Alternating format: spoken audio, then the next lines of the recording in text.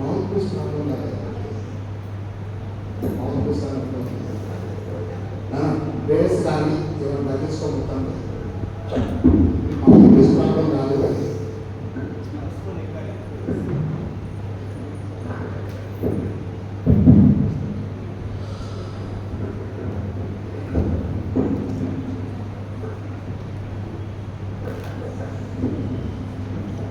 Mouth piece అనేది వచ్చినప్పుడు piece ఒక్కొక్క మౌత్ పీస్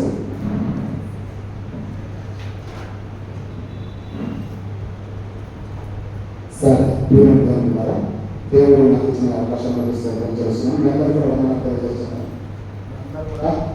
మంచి వాక్యాలు మనం ఆశపడుతున్నాం. ఈరోజు మనం బోధపడటానికి సిద్ధపడకూడదు వచ్చాం కదా. మీ అందరి చేతిలో బైబిల్ ఉన్నాయి, చాలా సంతోషం. మీ అందరికి వచ్చిన పరీక్ష పెట్టిన తర్వాత స్టార్ట్ చేస్తాను. Okay, for everything God has a plan, God has a purpose. Without plan, without purpose, God cannot be in the creation. Okay, ఈరోజు ఇక్కడ రావడము ఇది దేవుని యొక్క ప్రణాళిక. అవునా? నేను ఇక్కడ వాక్యం చెప్పడం దేవుని యొక్క పర్పస్. అవునా? అదేంటి పర్పస్, అదేంటి ప్లాన్ అనేది మీకు చెప్తాను. మీరందరూ ఏం చేస్తారంటే ఆది కాలము 52వ అధ్యాయం 10వ వచనం చూడండి. ఆది కాలము 52:10. ఒకసారి చూడండి, చదవండి. ఆది కాలం 52వ అధ్యాయం 10వ వచనం.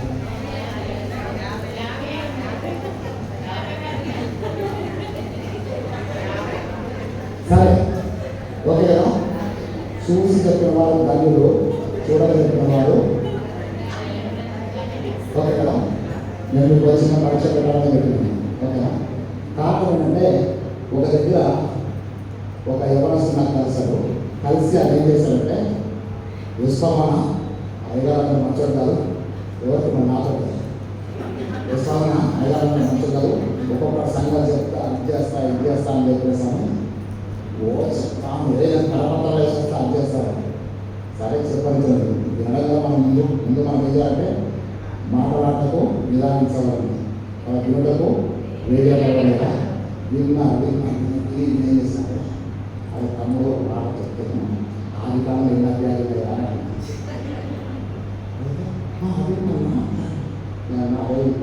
ఆది కాలం అధ్యాయాలు అయ్యా బతితో నీకే పంట సపోర్ట్ చేస్తాను. మీ అమ్మ నాన్నడు నీకోసం మోకాలు వేసి ప్రార్థన చేస్తా ఉంటే నువ్వు కష్టాలను తీసుకుంటూ అయ్యగారు నీకు అవకాశం చేస్తావు. చెప్పు ఆది కాలం అధ్యాయం చెప్పు. సరే ఇవ్వలేదా మీ అయ్యగారు కొరకు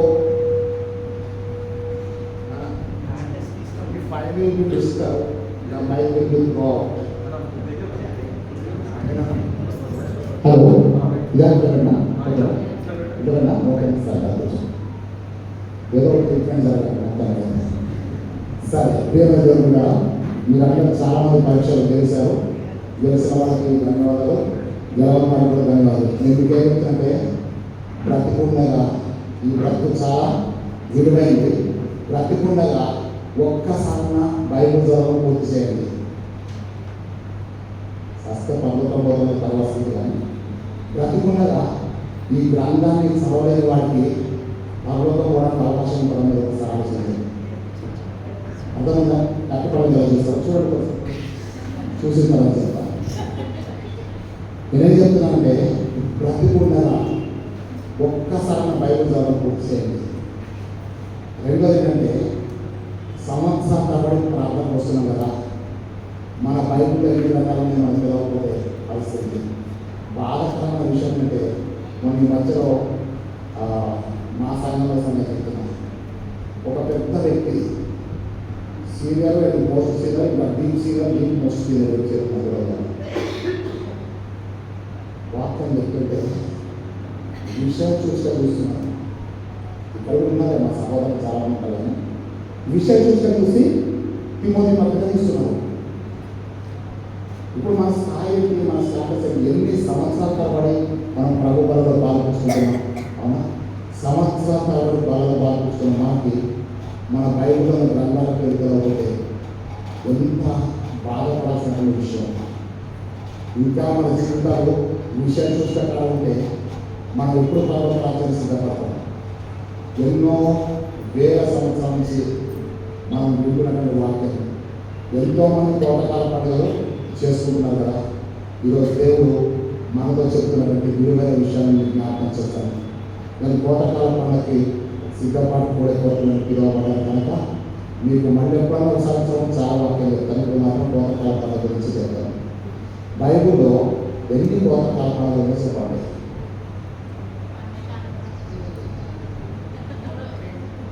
అమ్మా ప్రవేశించినప్పుడు 4 అవునా? అసలు ఎన్ని కోట పండుగలు ఉన్నాయి చెప్పండి. ఒకటి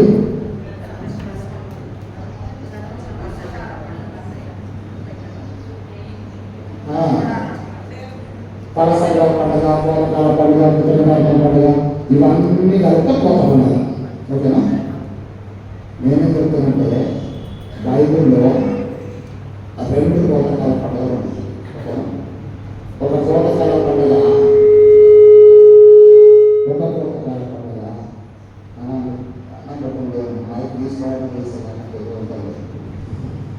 ఒక కోటకాల పండుగ భూ సంబంధమైన కోటకాల పండుగ. ఓకేనా? ఒక కోటకాల పండుగ భూ సంబంధమైన కోటకాల పండుగ. మనం ప్రతి సంవత్సరంలో ఒకసారి చేసుకునే పండుగ. అది దేవుడు ఇశ్రాయేలుకు నియమించిన పండుగ. అది వారాల పండుగ, పర్వతాల పండుగ, పరసంగాల పండుగ, కృతజ్ఞతాల పండుగ, కోటకాల పండుగ, అన్నింటి పండుగ. దీనికి ప్రతి సంవత్సరం ప్రతి 5 వస్తూ ఉంటారు. బిషప్ వస్తుంటారు, వాక్యం చెప్పుకుంటా పెట్టుకుంటారు. ఓకేనా? సరేనా? ఈ కోటకాల పండుగ గురించి మీరు ప్రతి సంవత్సరం వింటూనే ఉన్నారు అయిపోతారు. ఈ కోటకాల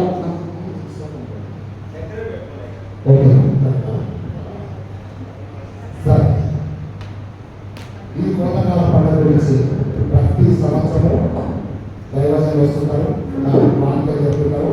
వాక్యం అయిపోయిన తర్వాత పోయిన సంవత్సరం కంటే ఎక్కువ వచ్చినా తక్కువ వచ్చినా అంటే ఎక్కువ వస్తున్నా తక్కువ రాదు. ఓకేనా?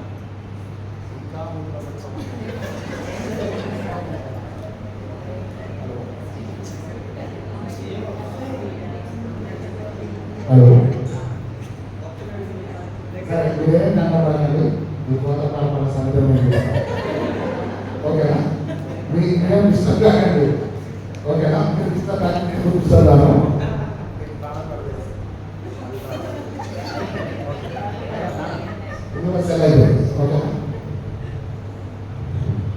ఇప్పుడు వరకు ముద్ర పెట్టుకోమన్నారు, తర్వాత ఏమన్నా తెలియదు. ఓకే, మీకేం చెప్తాంటే 2 నిమిషాలు. ఓకేనా? కూర్చోండి. ఒక కోటకాల పండుగ భూ సంబంధమైన కోటకాల పండుగ. ఓకేనా? భూ సంబంధమైన కోటకాల పండుగ, భూపాలన చేత చేసేటువంటి పండుగ. 2వ కోటకాల పండుగ, ఈ కోటకాల పండుగ చేసిన వాళ్ళందరి బ్రతుకులతో కోటకాల పండుగ. అది నేను వార్తలు చూపించడానికి వచ్చాను. ఓకేనా? ఈ భూ సంబంధమైన కోటకాల పండుగ తప్పకుండా మనందరం చేసుకుంటాం. ఇక దాని గురించి అందరూ వాయిదాలు చెప్తున్నారు కాబట్టి నేను చెప్పడానికి ఏంటి. ఓకేనా? ఇప్పుడు మిమ్మల్ని అడిగినట్టు ప్రతి కోటకాల పండుగలో ఒక 2 అన్నల గురించి ప్రతి 5 చెప్తారు. ఇక అంటే కదా 4 సంవత్సరాల దాంట్లో కూడా 10 సంవత్సరాల పేషెంట్ ఛాన్స్ ఇవ్వడం. ఇప్పుడు మీరేమో సంవత్సరాల ఉన్న సంఘస్థులు 5 గంటలో 2-3 సంవత్సరాలు పనిచేసి వెళ్ళిపోయిన 5 గంటలు. ఓకేనా? మీరే సీనియర్స్ మాట్లాడండి. ఓకేనా? ఇప్పుడు మీకు ఏంటంటే కయ్యూము వేగల గురించి మీకు చాలా బాగా తెలుసు మాట్లాడారు. ఎందుకంటే రకరకాల ఆయాల బోధలు వింటున్నారు కాబట్టి ఇప్పుడు అదే ప్రశ్న వేస్తాం. ఏ ప్రశ్న? కయ్యూము అర్పణ దేవుడు అంగీకరించలేదు, వేరే అర్పణ దేవుడు అంగీకరించారు. చెప్పండి.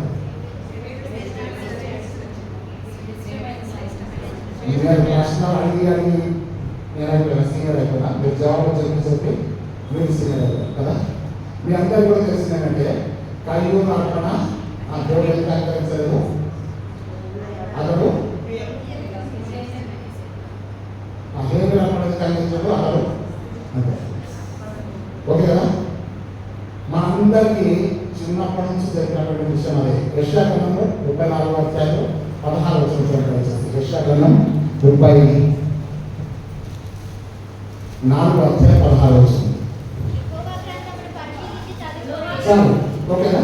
యెహోవా గ్రంథమును పరిశీలించి చదవండి అంటే బైబుల్ పాఠం చదవండి అర్థం. చదువుకోండి అంటే ఎవరి మన బైబుల్ ఉన్న ప్రతి ఒక్కరు చదువుకోవాలి. ఏం చదువుకోవాలంటే యెహోవా గ్రంథమును పరిశీలించి చదువుకోవాలి. చదువుకోవడం లేదు, పరిశీలించి చదువుకోవడం లేదు. ఓకే కదా? ఏంటి పరిశీలించి చదువుకోవడం అంటే మనందరికీ కూడా తెలిసినటువంటి విషయం అంటే దేవుడు దేవుడు అప్పుడు ఎందుకు అంగీకరించాడంటే అతను కోపిన వాటిని ఎక్కువ దాన్ని అన్ని తీసుకొచ్చాడు కాబట్టి దేవుడు దేవుడు అర్పణని అంగీకరించాడు. ఇది మనకి బాగా తెలుసు. కాయలు అర్పణ ఎందుకు అంగీకరించాలంటే అతను పొలం కష్టం తీసుకొచ్చాడు అది తీసుకొచ్చాడు కాబట్టి అని. ఇది సండే స్కూల్ నుంచి ప్రతి సంఘ కావాలి సండే స్కూల్ టీచర్లు పిల్లల హృదయాల నుంచి నా సండే స్కూల్ టీచర్ కూడా నాకు చెప్పింది, మా ఆయన చెప్పేది కూడా నాకు ఇదే. ఏంటి అని అంటే కయ్యూను అర్పణ సరైనది కాదు.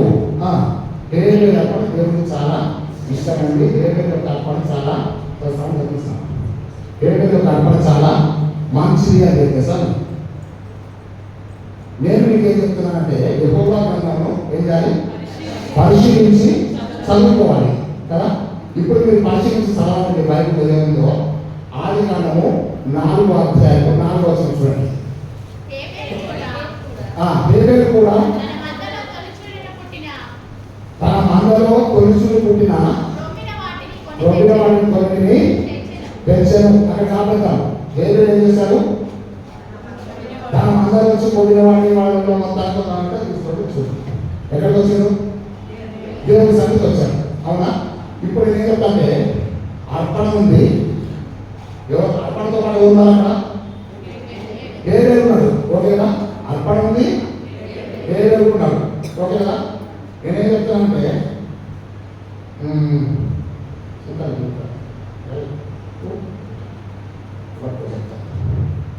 సరే ఇవ్వండి. ఈ హేబేలు ఈ అర్పణ దేవుడి దగ్గర తీసుకొస్తాడు. అక్కడ ఇవ్వండి చెప్తాను. అక్కడ ఇప్పుడు హేబేలు ఏం చేస్తాడంటే అర్పణ తీసుకొని అడుగుతున్నాడు. అర్పణ తీసుకొని దేవుడి సన్నిధికి వచ్చాడు. అవునా? దేవుడు అర్పణ హేబేలు. ఓకేనా? ఈ హేబేలుకి దేవుని మధ్యలో ఏంటంటే అర్పణ ఉంది. ఓకే, మీరు అర్థం అవి ఏంటంటే 9 తక్కువ అర్పణ చెప్పాలి అవసరం కూర్చున్నాను. అయితే ఇప్పుడు దేవుడు ఏం చేస్తున్నారంటే ఇప్పుడు వాక్యం చూడండి. అర్పణ తీసుకొని వచ్చాడు. ఎవరు చేశారు? హేబేలు అర్పణ తీసుకొని ఎక్కడికి వచ్చాడు? దేవుడి సన్నిధికి వచ్చాడు. అవునా? అర్పణ తీసుకొని వస్తే ఏం జరిగింది? అక్కడ కాకపోతే అది కథ, అసలు కథ మొత్తం అక్కడ ఉంది. యెహోవా హేబేలును అతని అర్పణను ఫస్ట్ ఎవరికి లక్ష్య పెట్టను? హేబేలును అనే స్పేస్ ఉంది, అతని అర్పణ. అవునా? హేబేలు అతని అర్పణ. అసలు ఎంత ప్రకారం అండి? దేవుడికి హేబేలుకి మధ్యలో ఏముంది? అర్పణ ఉంది. అర్పణ మధ్యలో ఉన్నప్పుడు కూడా దేవుడు అర్పణ చూడలేదు, హేబేలు చూస్తున్నాడు. వాక్యం జాగ్రత్త చూడండి. యెహోవా హేబేలును తర్వాత అతని యొక్క అర్పణను అంగీకరించాడు. ఫస్ట్ మాట ఏంటి? హేబేలు అంగీకారం అయితే హేబేలు యొక్క అర్పణ అంగీకారం. మనం దేవుడిని ఫోకస్ చేస్తున్నామంటే అర్పణకి అంగీకరిస్తున్నాం. మన ప్రశ్న ఏంటి? హేబేలు అర్పణ అంటే మన దృష్టి మొత్తం ఎవరి మీద ఉంది? అర్పణ ఉంది. హేబేలు అర్పణ, హేబేలు అర్పణ, కయ్యూను అర్పణ. అర్పణ అర్పణ ముఖ్యం. Person is precious and presentation. నువ్వు తెలిసి అర్పణ కంటే కూడా నీ ఆఫరింగ్ కంటే కూడా నువ్వు చాలా విలువైన వ్యక్తిని. ఏం చెప్తే you are unique in the sight of God. నువ్వు దేవుని దృష్టిలో ఒక ప్రత్యేకమైన వ్యక్తిని. ఒక్క ట్విన్స్ ఉన్నప్పుడు కూడా ఒకే కార్యక్రమంలో ఉంటే కానీ వాళ్ళకి ఒకే వేడుకలు ఉండవు. నువ్వు దేవుని చేత ప్రత్యేకించబడ్డ వ్యక్తిని. నీ అర్పణ దేవుడు అంగీకరించాలని నువ్వు ఆశపడ్డట్టయితే నీ అర్పణకు ముందు దేవుడు ఏం చేస్తాడంటే నిన్ను చూస్తాడు. నువ్వు అంగీకారం అయితే నీ అర్పణ ఆటోమేటిక్గా అంగీకారం అయితే. నువ్వు అంగీకారం కాకపోతే నీ అర్పణ 80% అంగీకారం కాదు కాదు కాదు. మళ్ళీ చెప్తున్నాను, ఈ సేవలో హోలీ క్రాస్ చర్చ్ ఉంది కదా హైదరాబాద్లో. ఆ చర్చ్ నన్ను కోతకాల పండుగ రామని చెప్పి అసలు పిలిచారు. వాళ్ళకి ఇదే వాక్యం చెప్పాను, దేవుడు అని యెహోవా ఏ దేవుడు అతని ఆత్మను అంగీకరించాను. తర్వాత ఏం చేస్తా, అతను కయ్యూను అంటే కయ్యూను అంగీకారంగా లేనప్పుడు కయ్యూను కాపాడు దేవుడు అంగీకరించాలి. ఓకే కదా? మీరు ఈ వారం కోత పండుగ చేసుకుని వచ్చే వారం చేసిన, మీ జీవితంలో 10 కోత పండుగ చేసిన, మీరు మాన మనసు పొందకుండా మీ జీవితం దేవునికి అంగీకారం కాకుండా ఒక్కవేళ నువ్వు 50,000 కారణంగా వేసినా కానీ you are zero in the chart of God. దేవుని యొక్క లెక్కలో మీ పర్సెంటేజ్ ఎంత తెలుసా? 0 అని జ్ఞాపకం చేస్తున్నాం. ఈసీఆర్ చర్చలు అక్కడ చెప్పినటువంటి వాక్యం ఏదో చెప్తే ఆ తర్వాత ఏం జరిగిందంటే ఒక ఆయన వచ్చి, అయ్యా మీరు ఎక్కడి నుంచి వచ్చిన్నారు కదా, కానీ మీరు తర్వాత 50,000 పెట్టి వచ్చినా కానీ మీరు పండుకోకూడదని చెప్తారు కదా. దేవుడు ఆ వాక్యం ద్వారా నాతో మాట్లాడిందయ్యా, నేను తర్వాత 50,000 పట్టుకొని వచ్చిన, కానీ ఈరోజు నేను నేర్చుకుని ఏంటంటే మారనసు లేకపోతే నా 50,000 దేవుడి గ్రంథంలో నన్ను చేర్చామని చెప్పి మీరు నన్ను హెచ్చరిస్తుంటాయా. మీరెవరు నాకు తెలియదు, కానీ నా గుండె బద్దలైంది. ప్రతి సంవత్సరం నేను కోత పండుగకు వచ్చి ప్రారంభిస్తాను. నేను చెప్పాను, నువ్వు లేని కాడికి మీ అర్పణతో దేవుడు ఏం చేస్తుంటాడు? దేవునికి ఏం తక్కువ చెప్పండి. ఆకాశం నాది, భూమి నాది కదా, భూమి దాని సర్వం నాది కదా. మరి ఇన్ని ఉండగా దేవుడికి నువ్వు నివాసంలో 50 తక్కువ దేవుడికి. దేవుడు ఏమంటే నువ్వు నాకు కావాలి, నా కుమారా నీ హృదయాన్ని నాకు ఇవ్వు. నువ్వు నాకు నీ హృదయాన్ని ఇస్తే I can do everything for you. కానీ మనం ఏం చేస్తున్నామంటే అన్నీ చేస్తున్నాం, కానీ మనల్ని మోసపుచ్చుకుంటున్నాం. అందుకే వాక్యం మోసపోకుడి ఎంత మంచిగా కలగాలి. ఈరోజు కోతకాల పండుగకి నువ్వు సిద్ధపాటు రామని చెప్పి అడగడం చూసినప్పుడు నేనేం చెప్తాను, భూ సంబంధమైన సిద్ధపాటు నేను చేయడానికి మీ దగ్గరికి రాలేదు. మళ్ళీ చెప్తాను, నీకు జోక్స్ చెప్పి నవ్వించడానికి నేను రాలేదు, నా దేవుడు నన్ను పంపించలేదు.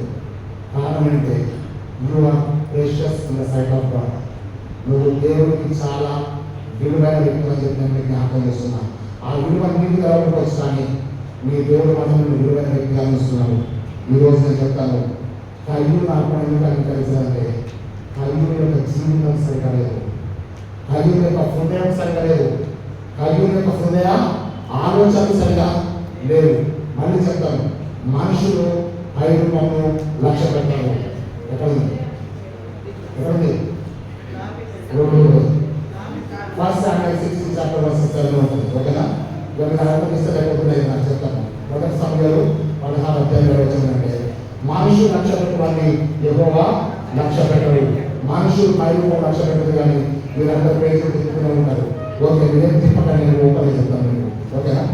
మనుషులు 5 రూపాయలు లక్ష్య పెడతారు, కానీ యెహోవా హృదయాన్ని లక్ష్య పెట్టాడు. మనుషులు లక్ష్య పెట్టు వాటిని యెహోవా లక్ష్య పెట్టడు. నువ్వు అతను వ్యక్తులను రూపమైన లక్ష్య పెట్టవద్దు, సమలేదు. నో, నేను ఆయన చూసి చేసుకోవట్లేదు, ఆయన ఏర్పాటు చేసుకోవడం రావడం చెప్తున్నాను. ఈరోజు ప్రభు ఏంటంటే నీ అమౌంట్ని బట్టి, నీ కలర్ రేటుని బట్టి నీకు ఆశీర్వాదం వస్తుంటాయి. ఇచ్చి భ్రమ. అసలు దేవుడికి కావాల్సిందంటే నీ హృదయం కావాలి. నీ హృదయం వచ్చేటువంటి ఆలోచనలు దేవుడికి కావాలి. నువ్వు దేవుడికి అంగీకారం లేకపోతే నీ అర్పణ దేవుడికి అవసరమా? ఆ ప్రశ్న నువ్వు వేసుకోవాలి, నేను కాదు. ఒకవేళ మీరే కనుక సరిగా లేకపోతే ఇంకో వారం టైం ఉంది, జిందగీ మీద పోయి రాకపోయించారు. ఎంతోమంది జీవితాలు వస్తుంటారు, పోతుంటారు. మీరు కూడా వచ్చేవాడు అక్కడ బ్రతకవచ్చు, బ్రతకపోతే చచ్చిపోవచ్చు. కానీ ఏం చెప్తానంటే ఈరోజు దేవుడు నీతో మాట్లాడాలి అనుకున్న ఒకటే మాట ఏంటంటే, నువ్వు కరెంటు లేకుండా నువ్వు కోటకాల పండుగ చేసుకునే హక్కు నీకు లేదని చెప్తున్నాను. మారు మనసు లేకుండా నీ జీవితం దేవునికి అంగీకారంగా లేకుండా నువ్వు దేవుడికి మభ్యపెట్టి నువ్వు గొప్పగా బీరకాయలు గొప్ప చెట్టు కోత పండుగ చేయడానికి వాడు కూడా అవుతాడు. ఎందుకు ఇంత కఠినంగా చెప్తానంటే సత్యప్పుడు కఠినంగా ఉంటుంది, అబద్ధంలో కూడా చాలా ప్రియగా ఉంటుంది. నాకు తెలుసు.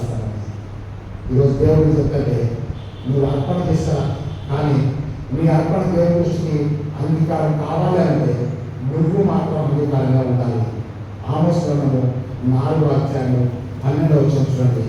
ఆమోస్ గ్రంథం 4:12 అంటే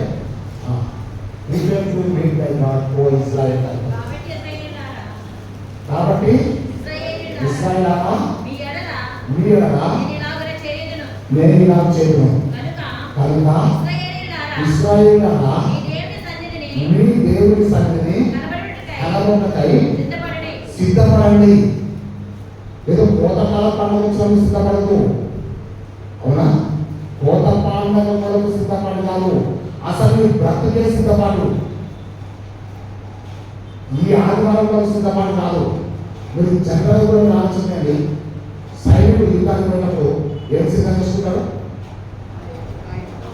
గన్, AK-47, అవునా? రైతు యుద్ధానికి పోయినప్పుడు నాగలు సిద్ధం చేసుకుంటారు. అయ్యగారు ఆదివారం వచ్చిన ప్రసంగాన్ని సిద్ధం చేసుకుంటారు. విశ్వాసాన్ని నువ్వు సిద్ధపరచుకోవాలి. Prepare to meet the God O Israel అంటే ఇశ్రాయేలులారా మీ దేవుని సన్నిధిని కనబడటకు సిద్ధపడండి. ఎవరికి వాళ్ళే సిద్ధపడాలి, అవునా? ఎవరి సిద్ధాన్ని వాళ్ళు సిద్ధపరచుకోవాలి. నువ్వు ఇశ్రాయేలునే. ఇశ్రాయేలు దేవుని జనాంగం కదా, దేవుని జనాంగం కదా, దేవుని ప్రజలు కదా. దేవుని ప్రజలకు ఏం అవసరం? సిద్ధపాటు అవసరం. ఎందుకు ఇక్కడ సిద్ధపడమని? నీ దేవుని సన్నిధిలో కనబడాలంటే నీకు సిద్ధపాటు అవసరం. కానీ వచ్చినాక సిద్ధపడడం కాదు. మనము అమెరికా వెళ్తున్నాం, ఎయిర్పోర్ట్ కూడా సిద్ధపడతామా? ఎయిర్పోర్ట్ కూడా సిద్ధపడకూడదు, అవునా? ఇంటికాడ సిద్ధపడి ఎయిర్పోర్ట్ పోతున్నాం, అవునా? నీ పాస్పోర్ట్ ఎప్పుడు సిద్ధం చేసుకోవాలి? నీ ఫ్లైట్ టికెట్ జెరాక్స్ కాపీలు ఎప్పుడు తీసుకోవాలంటే ఇంటికాడ నాకు కదా. Prepare to meet the God O Israel. ఇశ్రాయేలులారా మీ దేవుని సన్నిధిని కనపడటం మీరు సిద్ధపడండి. నువ్వు దేవుని బిడ్డలే, నువ్వు ఇశ్రాయేలులే కదా.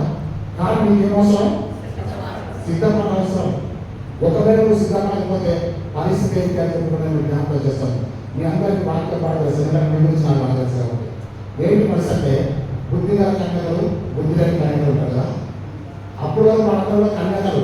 మీరు వాక్యం బాగా చదవండి 10 మంది కన్యకలు ఉంది. అందరూ కన్యకలే. కన్యకలంటే అర్థం చేస్తా, పురుషులు కానీ కన్యక అంటే పరిశుద్ధంగా పెట్టాలి కదా. 10 మంది కూడా కన్యకలే. 10 మంది కూడా డ్యూటీ పట్టుకున్నారు, అవునా? 10 మంది యొక్క ఉద్దేశం ఒకటే. ఏంటా ఉద్దేశం? పెళ్లికుమాన్ని వెళ్ళుకోవాలనే ఉద్దేశం ఉంది. కానీ అర్ధరాత్రి ఒక కేక వినపడింది. ఎప్పుడది? అర్ధరాత్రి ఒక కేక వినపడింది. ఇదిగో పెళ్లి కుమారుడు ఆయన వెళ్ళుకోవడానికి రండి అన్నప్పుడు బుద్ధి గల వారు వారి డ్యూటీని వెలిగించుకుంటున్నారు, బుద్ధి లేని వాళ్ళు వారి డ్యూటీని సరి చేసుకుంటున్నారు. అది సరి చేసుకునే సమయమా, వెలిగించుకునే సమయమా? వెలిగించుకోవాల్సిన సమయంలో వాళ్ళు ఏం చేస్తున్నారు? సరి చేసుకుంటున్నారు. మీకేమన్నా అర్థమైంది? వాళ్ళు అక్కడ సరి చేసుకుంటారు కాబట్టి వాళ్ళు ఏమన్నారంటే బుద్ధి లేని వారు అన్నారు. సంఘంలో ఎంతమంది ఉన్నా కానీ బుద్ధి వాళ్ళు ఉంటారు. గ్యారెంటీ అని చెప్తా 100%. బుద్ధి లేని వాడు ఏం చేస్తారంటే అనాథకు ఏదో చేసేవాళ్ళు కాబట్టి అది నేను చేసింది కాదు, వాళ్ళు చేస్తామంటే నాకు నిలబడి అంటారు. నేనేం చెప్తాను, నేను స్పష్టంగా మాట చెప్తాను. ఒక వాక్యం విన్నప్పుడు సరి చేసుకునేవాడు సమర్థించుకోడు, సమర్థించుకునేవాడు గ్యారెంటీ 2 3 ఆగినప్పుడు 3 2 లెక్కించాలని తెలుస్తాం. ఓకేనా? స్పష్టంగా వినండి. సరి చేసుకునేవాడు సమర్థించుకోడు, సమర్థించుకునేవాడు సరి చేసుకోడు. ఎందాక ఇవో అయినా నా రోజు గుర్తు రావడం కాదు, ఏం రావడం అది వేరే ముందు రాదు, ఇంకేం ముందు. ఓకేనా? ఇప్పుడు అనవసరంగా వాడు కోపాలు తెప్పించాడు, అందుకే నువ్వు గుర్తు రాడు. మరోసారి వాడు కోపం చేసి తీసుకొస్తే బూతులు పలికిన ఎవరు? చిలక. నువ్వు కదా బూతులు ఆడింది. ఇప్పుడు నీ పేరు జీవగ్రంథం తీసేస్తాడు కానీ, నీ పేరు జీవగ్రంథం తీసేస్తాడు కానీ ఎవరి కోపంలో గురించి వాళ్ళ గురించి ప్రస్తావన అక్కడ రాదు. అవునా? నీ పేరు చొప్పున నువ్వు జీతం ఇస్తాను తప్ప ఎవరి వాళ్ళు బూతులు అడగలేవు. ఏం చేస్తాను సార్? నేను ఒకవేళ మనుషులు పెట్టుకోవాలి అన్నటువంటి వ్యక్తినైతే నేనేం చేస్తానంటే, అయ్యగారు వాళ్ళు చెప్పింది కాబట్టి ఇట్లా వీళ్ళు చెప్పి నథింగ్ లేదు. ఎవరైనా చెప్పిన ముఖ్యం కాదు, నువ్వు పెట్టుకున్నావని ముఖ్యం. నువ్వేం చేస్తున్నావు కదా? ఒకటే మాట, I made sin against my God అంటాడు. ఎవరు చేస్తా? దావీదు కదా. నాతాను ప్రవక్త వచ్చి నాతాను ఇట్లా జరిగింది, ఇదిగో ఈ పరిస్థితి అని చెప్పేసినప్పుడు ఆ మనుషులు మీడియా అన్నప్పుడు వెంటనే దావీదు ఏమన్నా చేస్తా, నేను దేవుడికి విరుద్ధంగా పాపం చేస్తున్నాను. నీవు సావకున్నట్టు యెహోవా నీ పాపమును పరిహరించినట్టు. ఒకసారి తీసుకుంటే ఎక్కడ దొరుకుతుందో మరి నేను అసలు చెప్తే కదా. 12 అధ్యాయం 13 వచ్చాను. సెకండ్ స్టాండర్డ్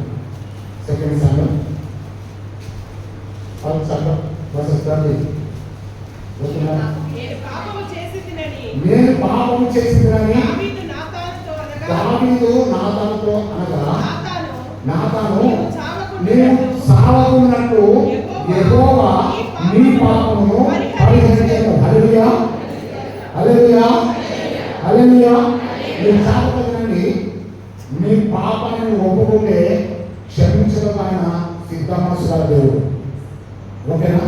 నువ్వేం చేయాలంటే దేవుడిని ఒకవేళ వాక్యంతో హెచ్చరిస్తే నువ్వు సమర్థించుకోవద్దు, ఎక్స్ప్లెనేషన్ వద్దు, ఎక్స్క్యూజెస్ చెప్పొద్దు.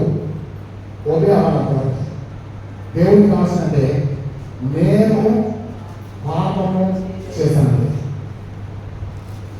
ఆమె అప్పుడే స్నానం చేయాలి, ఆయన అప్పుడు అక్కడ ఉండాలి, అప్పటి డ్రెస్ ఇవ్వాలి, నాదేం తప్పు లేదండి, నేను రాజు కాబట్టి దేవుడి కలిగిన తిరుగుతా, ఆ ఇంటికి అక్కడ ఉండాలి, ఆమె అక్కడ స్నానం చేసుకోకపోతే నేను చూసుకుంటామన్నా nothing your serial presence of the Lord. నేను చెప్తున్నాను, నువ్వు తప్పు చేస్తే తప్పుని తప్పుగానే ఒప్పుకోవాలి. I made sin against my God అంటారు. కానీ వెంటనే నాటా చెప్తాను, నువ్వు చావకున్నట్టు యెహోవా నీ పాపమును పరిహరించను. దేవుని స్నేహితుడా, మీరు ఎవరైనా సరే కోతకాలం పండుగకు సిద్ధపడక ముందు నీ పాపమును నువ్వుగానే ఒప్పుకో. You confess your sins in the presence of the lord. దేవుని సన్నిధిలో నీ పాపాన్ని నువ్వుగానే ఒప్పుకోవాలి. దేవుడు అవకాశాన్ని ఇస్తాడు, ఆ అవకాశాన్ని నువ్వు సద్వినియోగం చేసుకోవాలి తప్ప సాకులు చెప్పి తప్పించుకోవద్దు. నువ్వు స్పష్టంగా చెప్తున్నా, సమర్థించుకునేవాడు సరి చేసుకోడు, సరి చేసుకునేవాడు సమర్థించుకోడు. మీ అందరికీ బాగా దగ్గర బంధువులైనటువంటి అనన్య సభ్యులని మీకు తెలుసు కదా. అక్కడ ఏం జరిగింది తెలుసా? అనన్యకు అవకాశం లేదు కానీ సభ్యులకు అవకాశం ఉంది. ఎందుకు తెలుసా? అనన్య చనిపోవడం కొంతసేపటికి ఆమె లోపలికి వచ్చింది. ఆ లోపలికి వచ్చిన తర్వాత ఆమె పేరు ఏమని తెలుసా? అమ్మా మీరు ఇంత వెళకే అమ్మాడా అని. అవును ఇంతకే అని చెప్పిన తర్వాత అప్పుడు ఆమె ప్రారంభించింది. మీరు పరిశుద్ధాత్మను మోసపురుషులకు ఎందుకు ఏకీభవించారు అంటే, అవునమ్మా ఉందమ్మా, మీరు పరిశుద్ధాత్మను మోసపురుస్తున్నారు. ఎవరిని మోసపుస్తున్నారు? ఆ వేళలో కొంచెం దాచుకొని మీరు అనుకుంటున్నారు ఏమంటే కొంచెమైనా నేను దాచుకుని అనుకుంటున్నాను, కానీ మీ దరిద్రం మొత్తం ఆ కొంచెం ఉంది. నువ్వు ఇచ్చిన దాంట్లో లేదు, నువ్వు ఇచ్చిన దాంట్లో లేదు, కానీ నువ్వు ఏదైతే దాచిపెట్టుకున్నావో దరిద్రం మొత్తం అక్కడ కూర్చొని ఉంది. అది అసలు ఆశీర్వదించబడాల్సింది, కానీ దరిద్రంగా మార్చబడుతుంది. ఎందుకంటే అది దేవుడికి విరుద్ధమైంది. అసలు మీరు పొరమేవడానికి మన అమ్మన్నారు, దాన్ని తీసుకొచ్చి పాపం చేసిన పెట్టాలి. ఎవరు అడగలేదు కదా. మీరే ఉన్నారు, మీరే దాన్ని క్యాష్ చేశారు, మీరే దాన్ని కొంచెం రాసుకున్నారు. దేవుని పరిశుద్ధాత్మను మోసపరచొద్దని చెప్పి వాళ్ళు వాక్యం చదివిస్తున్నారు. తర్వాత అంటే మీరు మనుషులతో కాదు దేవునితో మీరు అబద్ధపడగలరు. మీరు ఆ వాక్యం స్పష్టంగా ఉంది. మీరు మనుషులతో నాకు అబద్ధపడింది కారణం తెలుసా? మీరు అర్పణ తీసుకొస్తున్నారు చూస్తారా? ఆ తెచ్చే అర్పణ పేరుతో కూడా తెచ్చింది. అవునా? అనగా సభ్యులు అర్పణ ఎవరు తెచ్చారు? దేవుడి సన్నిధి కదా తెచ్చింది. అవునా? కరెక్టేనా? దేవుడి సన్నిధికి అర్పణ చేసినప్పుడు దాని ఉత్తరాంతం ఎవరికి లెక్క చెప్పుకోవాలి? ఎవరికి లెక్క చెప్పాలి? దేవుడికి అప్పు చెప్పుకోవాలి. అవునా? కరెక్టేనా? పేదలు నిమిత్త మాత్రుడు. అవునా? పేదలు కేవలము ఒక దైవజనం మాత్రమే. కానీ నువ్వు తెచ్చింది ఎవరి కొరకంటే నీ అర్పణ ఎవరి కొరకు తెచ్చావంటే దేవుడి సన్నిధి తెచ్చావు. ఎవరు అంగీకరించాలని తెచ్చావు? దేవుడు అంగీకరించాలని తెచ్చినట్లయితే దేవుడిని నువ్వు లెక్క అప్పచెప్పాల్సింది కదా.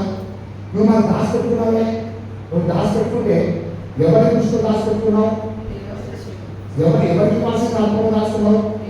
దేవుడికి ఇవ్వాల్సిన అర్పణలో నువ్వు దాచుకున్నట్లయితే అది దేవుడికి నువ్వు లెక్క అప్పచెప్పుకోవాలి కదా. దేవుడు చెప్తాడు, నువ్వు మనుషులతో నాకు అబద్ధమాడింది, దేవుడితో నువ్వు అబద్ధమాడుతున్నావు. ఈరోజు అబద్ధమాడి నీకు కోత పండుగ చేసుకునే అర్హత లేదో చెప్తాను. అబద్ధికుడుగా ఎందుకు కోత పండుగ చేసుకోవాలి? ఎందుకు మోసం చేసుకోవాలి? నేను చెప్తాను కదా, చెయ్యాలి అనుకుంటే చేసేద్దాం, వద్దు అనుకుంటే ఆపేద్దాం. నువ్వు ఇవ్వకపోయిన పండుగ కానీ ఇచ్చి పండుగ దేవుని నా సంగతి ఎందుకు మోసం చేస్తున్నావు? అసలు అర్పణ చేయకపోయినా పర్వాలేదు కదా. అక్కడ ఏముంటుందంటే అడుచు వారు వారిని పాతి పెట్టిగా ఉంటుంది. అక్కడ యూత్ కలుసుకోవడం వల్ల దేవునికి ఉపయోగపడుతుందంటే ప్రార్థనకు వచ్చే వాళ్ళే పాతి పెట్టడానికి ఉపయోగపడే కూడా వాళ్ళు. అవునా? కాబట్టి యూత్లతో చాలా జాగ్రత్తగా ఉండాలి. అవునా? జాగ్రత్తగా ఉన్నాం. దేవుడు నీ అర్పణ అంగీకరించాలని కాదు. నువ్వు పరిశుద్ధాత్మను మోసపిస్తే, పరిశుద్ధాత్మతో నువ్వు అబద్ధం ఆడితే దేవుడిని వదిలిపెట్టడానికి జ్ఞాపకం. నువ్వు అసలు అర్పణ లేకపోయినా కానీ తెచ్చి మాత్రం నువ్వు మోసపుచ్చుకోవాలని నేను జ్ఞాపకం చేస్తున్నాను. ఓకే కదా? కయ్యూరు అర్పణ అయితే మీరు చెప్పేది కదా. ఏ అయ్యగారు వచ్చినా మీరు ఒకటే చెప్పాలి, ముందు ఏ వేరు తర్వాతనే అర్పణ. కయ్యూరు అతని అర్పణ. నేను ఒక విషయం చెప్తాను, తప్పకుండా నేను గుర్తు చేస్తాను. నా దగ్గరికి చాలా కాలంగా ఒక మాస్టర్ గారు నన్ను భయంకరమైన మోసం చేశారు. చేసిన తర్వాత ఆయన మీద నాకు చాలా కోపం తెలుసు. ఓకేనా? మీరు బాగా వినండి. ఆ అయ్యగారికి నాకు బిర్యానీ అంటే చాలా ఇష్టం అని తెలుసు. ఎందుకంటే చాలా కాలం కలిసి ఉన్నాను కాబట్టి. ఈ వేసుకున్న మీద కోపం పోవాలంటే ఏం చేయాలి అని చెప్పి ప్లాన్ వేసి ఖచ్చితంగా 1 గంట 1:15 మధ్యలో అవేకి పోయి ఏం చేసింది సార్? ఏం చేశారంటే మంచి 20 బిర్యానీ తీసుకొని మంచిగా ఆకలిగా సమయానికి వచ్చిన కాలు కొట్టింది. నేను నమ్మకం ఎదురులాగా వాడిని చూడగానే అబ్బా మీరు వచ్చినప్పుడు నా ప్రాణానికి ఉపవాసంగా వచ్చి ఎంత వినయానికి అన్నా వేసుకోవాలన్నా మీకు బిర్యానీ వచ్చన్నా నేను చెప్తున్నా, అరే నువ్వు నాకు ఎన్ని వేల రూపాయలు మోసం చేస్తున్నావు కదా, నువ్వు నన్ను కవర్ చేయకపోతే బిర్యానీ తీసుకొస్తావు కదా. అసలు ఆయన నోటీసు ఇవ్వలాగా ఇల్లు మొత్తం బిర్యానీ వస్తుంది సిలిండర్. అప్పటికే వేసుకోవాలని చాలా ఆటంతో ఉన్నాడు. ఇందులో బ్యాటింగ్ అయిపోయింది. అయితే ఏం జరిగింది సార్? ఏం జరిగిందంటే బ్యాటింగ్ అయిపోయిందంటే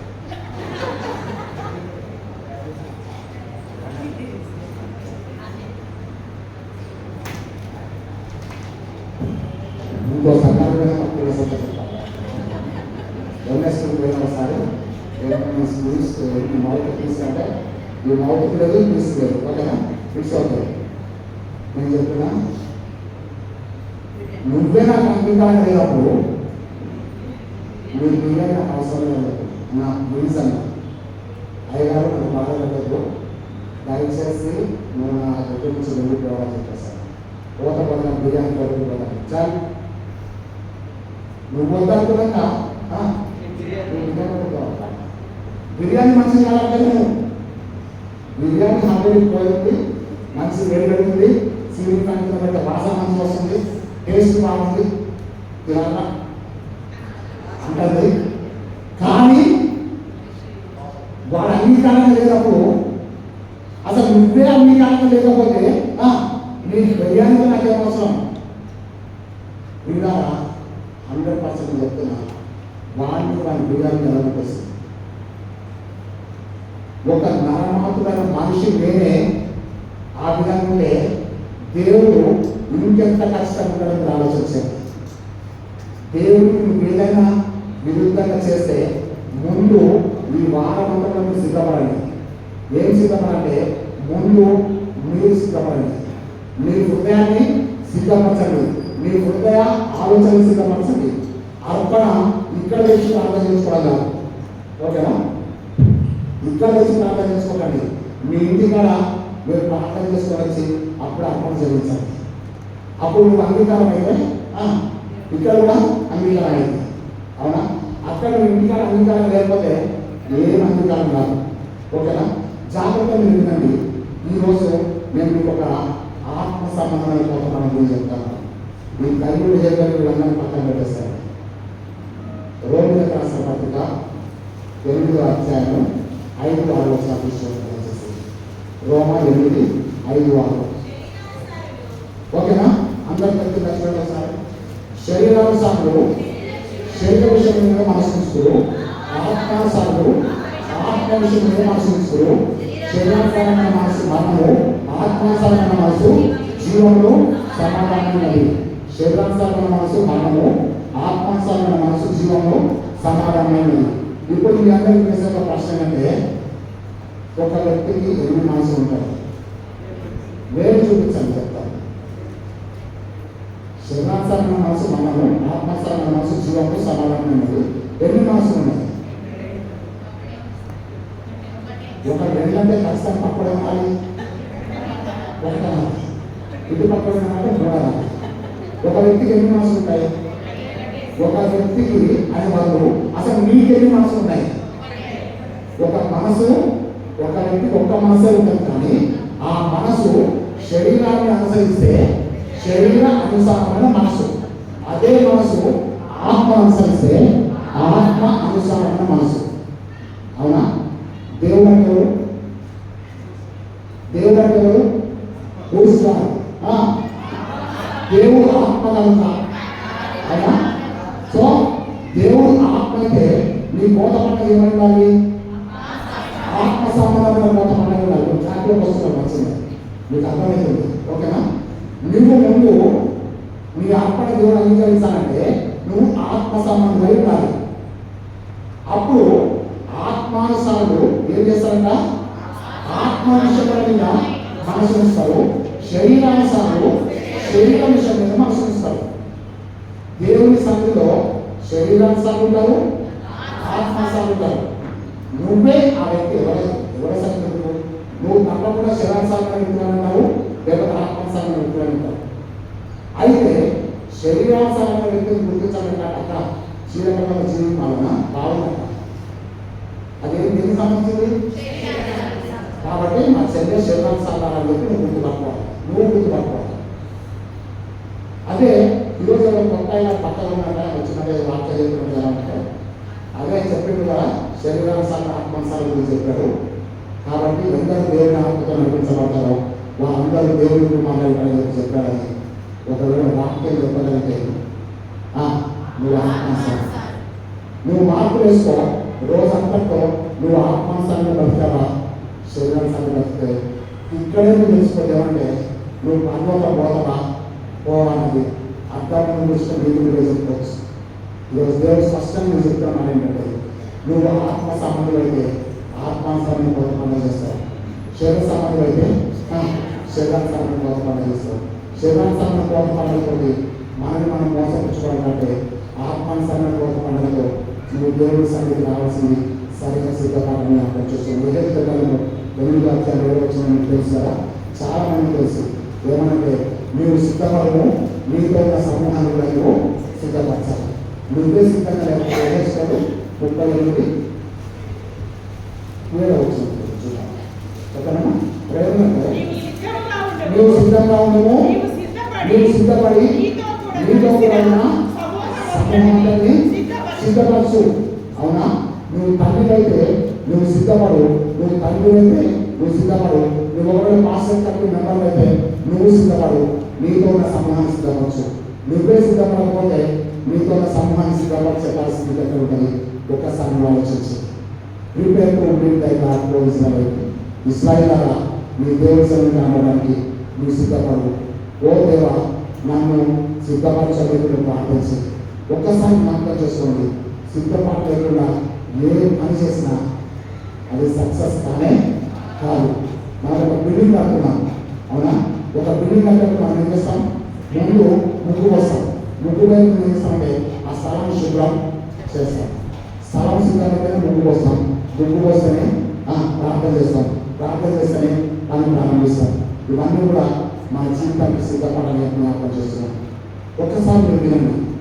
నీకు రెండు మనసులు కాదు, ఒక్క మనసే ఉంది. అది శరీరానుసరమైన మనసు అయితే ఆత్మానుసరమైన మనసులు లేదన్నట్టు. ఒకవేళ నీకు ఆత్మానుసరమైన మనసు ఉంటే శరీరానుసరమైన మనసుని ప్రార్థించి పక్కన చేస్తున్నాం.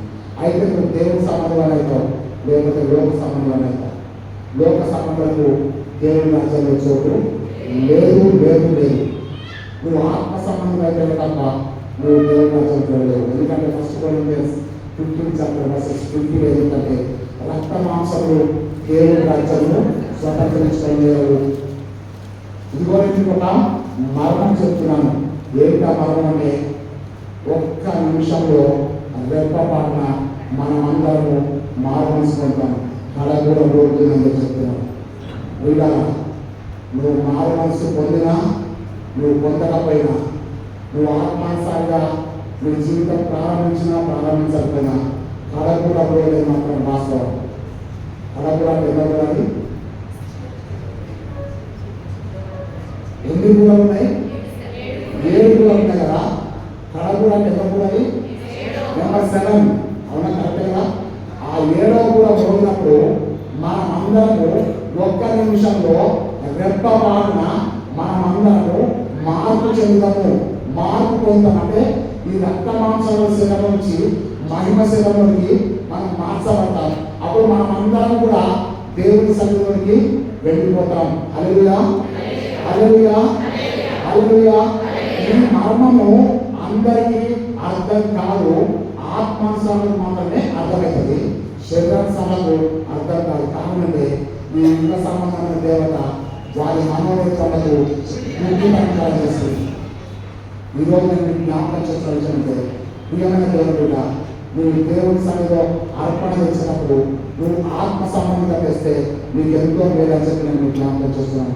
ఆత్మ సంబంధం కాకపోతే ఆత్మ సంబంధం విషయాలు నీకు పాడివాళ్ళము మేలు అని చెప్పి నేను జ్ఞాపకం చేస్తున్నాను. తప్పనిసరిగా నేను మారు మనసాన్ని మెట్టు దాటితే తప్ప దేవుని రాజ్యానికి రావడానికి ప్రవేశలేదు. యేసయ్య సువార్త ప్రారంభించినప్పుడు కదా 1వ అధ్యాయం 15వ వచనం మార్కు సువార్త యేసు గలిలయలో దేవుని రాజ్యం సమీపించినది, కాలం సంపూర్ణమైంది, దేవుని రాజ్యము సమీపించినది, మారు మనసు పొంది సువార్తను నమ్మండి. నేను ఈ కోటకాల పండుగలో మిమ్మల్ని సిద్ధపరచని దేవులను పంపించిన వ్యక్తి నేను మీకు ఒకటే చెప్తున్నాను. Prepare to meet thy God. దేవుని సన్నిధిని కలవడానికి నువ్వు సిద్ధపడు. నువ్వు సిద్ధపడాలంటే ఫస్ట్ స్టెప్ ఏంటంటే మారు మనసు పొందు. నువ్వు దేవునికి కావాలి, నువ్వు దేవునికి కావాలి, నువ్వు దేవునికి కావాలి. నువ్వు ఒకవేళ మారు మనసు పొందని వ్యక్తులైతే కానుక వేసి నిన్ను నువ్వు మోసం చేసుకోవద్దు. ఫస్ట్ డిసిప్లిన్ అంటే నువ్వు తప్పనిసరిగా మారు మనసు పొందాలి. నువ్వు ఆత్మానుసారమైన వ్యక్తులైతే తప్ప నీ అర్పణ దేవునికి అంగీకారం కాదు. నేను 3 విషయాలు ఒక 30 నిమిషాలు చెప్పి తీసుకోవాలి. ఓకేగా? మీరేమంటారంటే చెప్తాను తప్పకుండా.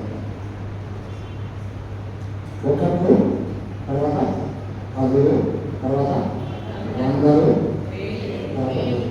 కదా? ఓకేగా? అబ్రహాము ఒక్కడిగా బయలుదేరాడు. అవునా? అబ్రహాము ఒక్కడిగా బయలుదేరాడు. అబ్రహాం ఇంకో పేరు ఏంటంటే విశ్వాసం అంటారు కదా. విశ్వాసము తండ్రి కదా. విశ్వాసము విశ్వాస అబ్రహాము, అబ్రహాం విశ్వాసం విశ్వాసం ఓకేనా? విశ్వాసి ఎట్లా బయలుదేరాలంట? ఒంటరిగా బయలుదేరారు, ఒక గంట సాయంలో బయలుదేరారు. ఓకేనా? బయలుదేరిన తర్వాత ఏమైందంటే ఆదికాండం 14వ అధ్యాయంలో 18 వచ్చిన కానీ ఆదికాండం 14వ అధ్యాయం 18 వచ్చిన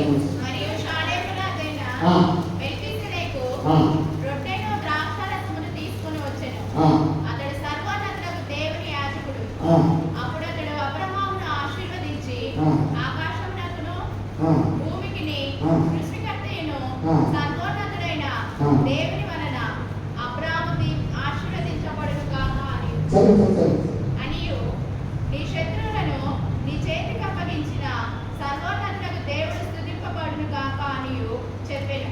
అప్పుడు అతడు అన్నిటిలో ఇతనికి 10 వంతు ఇచ్చాను కదా. ఓకేనా? మెల్కీసెదెకు ఏం చేశాడంటే అబ్రాహాముకు రొట్టె ద్రాక్షారసాన్ని ఇచ్చాడు కదా. ఇచ్చి అతన్ని ఆశీర్వదించాడు. ఆశీర్వాదాలు పొందగానే అబ్రహాం ఏం చేశాడంటే 10వ వంతు తీసుకొచ్చి ఇచ్చాడు. అబ్రహాం ఏ స్థానంలో బయలుదేరాడంటే 1వ స్థానంలో బయలుదేరాడు. ఒక్కడిగా బయలుదేరాడు. ఏ స్థాయికి ఎదిగాడు? 10వ భాగం ఇచ్చే స్థాయికి ఎదిగాడు. ఓకేనా? అర్థం కదా. ఒక్కడిగా బయలుదేరాడు.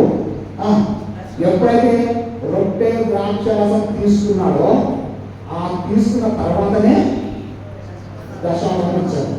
ఇప్పుడు ప్రభుత్వాలు ఎవరు పాల్గొంటున్నారో వాళ్ళందరూ కూడా తప్పనిసరిగా 10వ వంతు ఇవ్వాలి. మీకు ఇంకో విషయం చెప్తాను.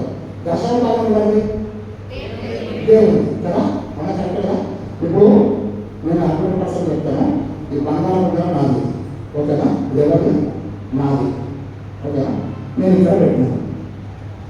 నేను వెళ్ళినప్పుడు ఏం చేశానంటే అయ్యగారు వచ్చి అయ్యా ఇగో మీ బంగారం తీసుకోండి అని చెప్పేసి ఇచ్చారు.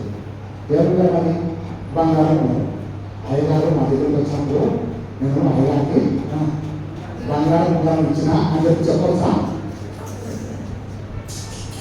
చెప్పండి ఏమన్నా ఇది చెప్పొచ్చు అసలు? ఎందుకు? నా ఉదయము నాకు ఇచ్చి నేను ఇచ్చిన చెప్పిన హక్కు నాకు ఏమన్నా?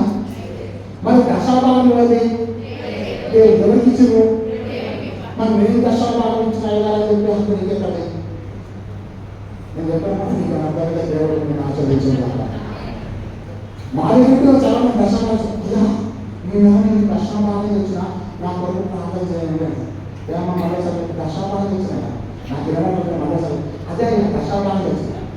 ఎవరికి తెచ్చినా మీరు దశాభాగం? దేవుడికి. ఎవరికి అసలు?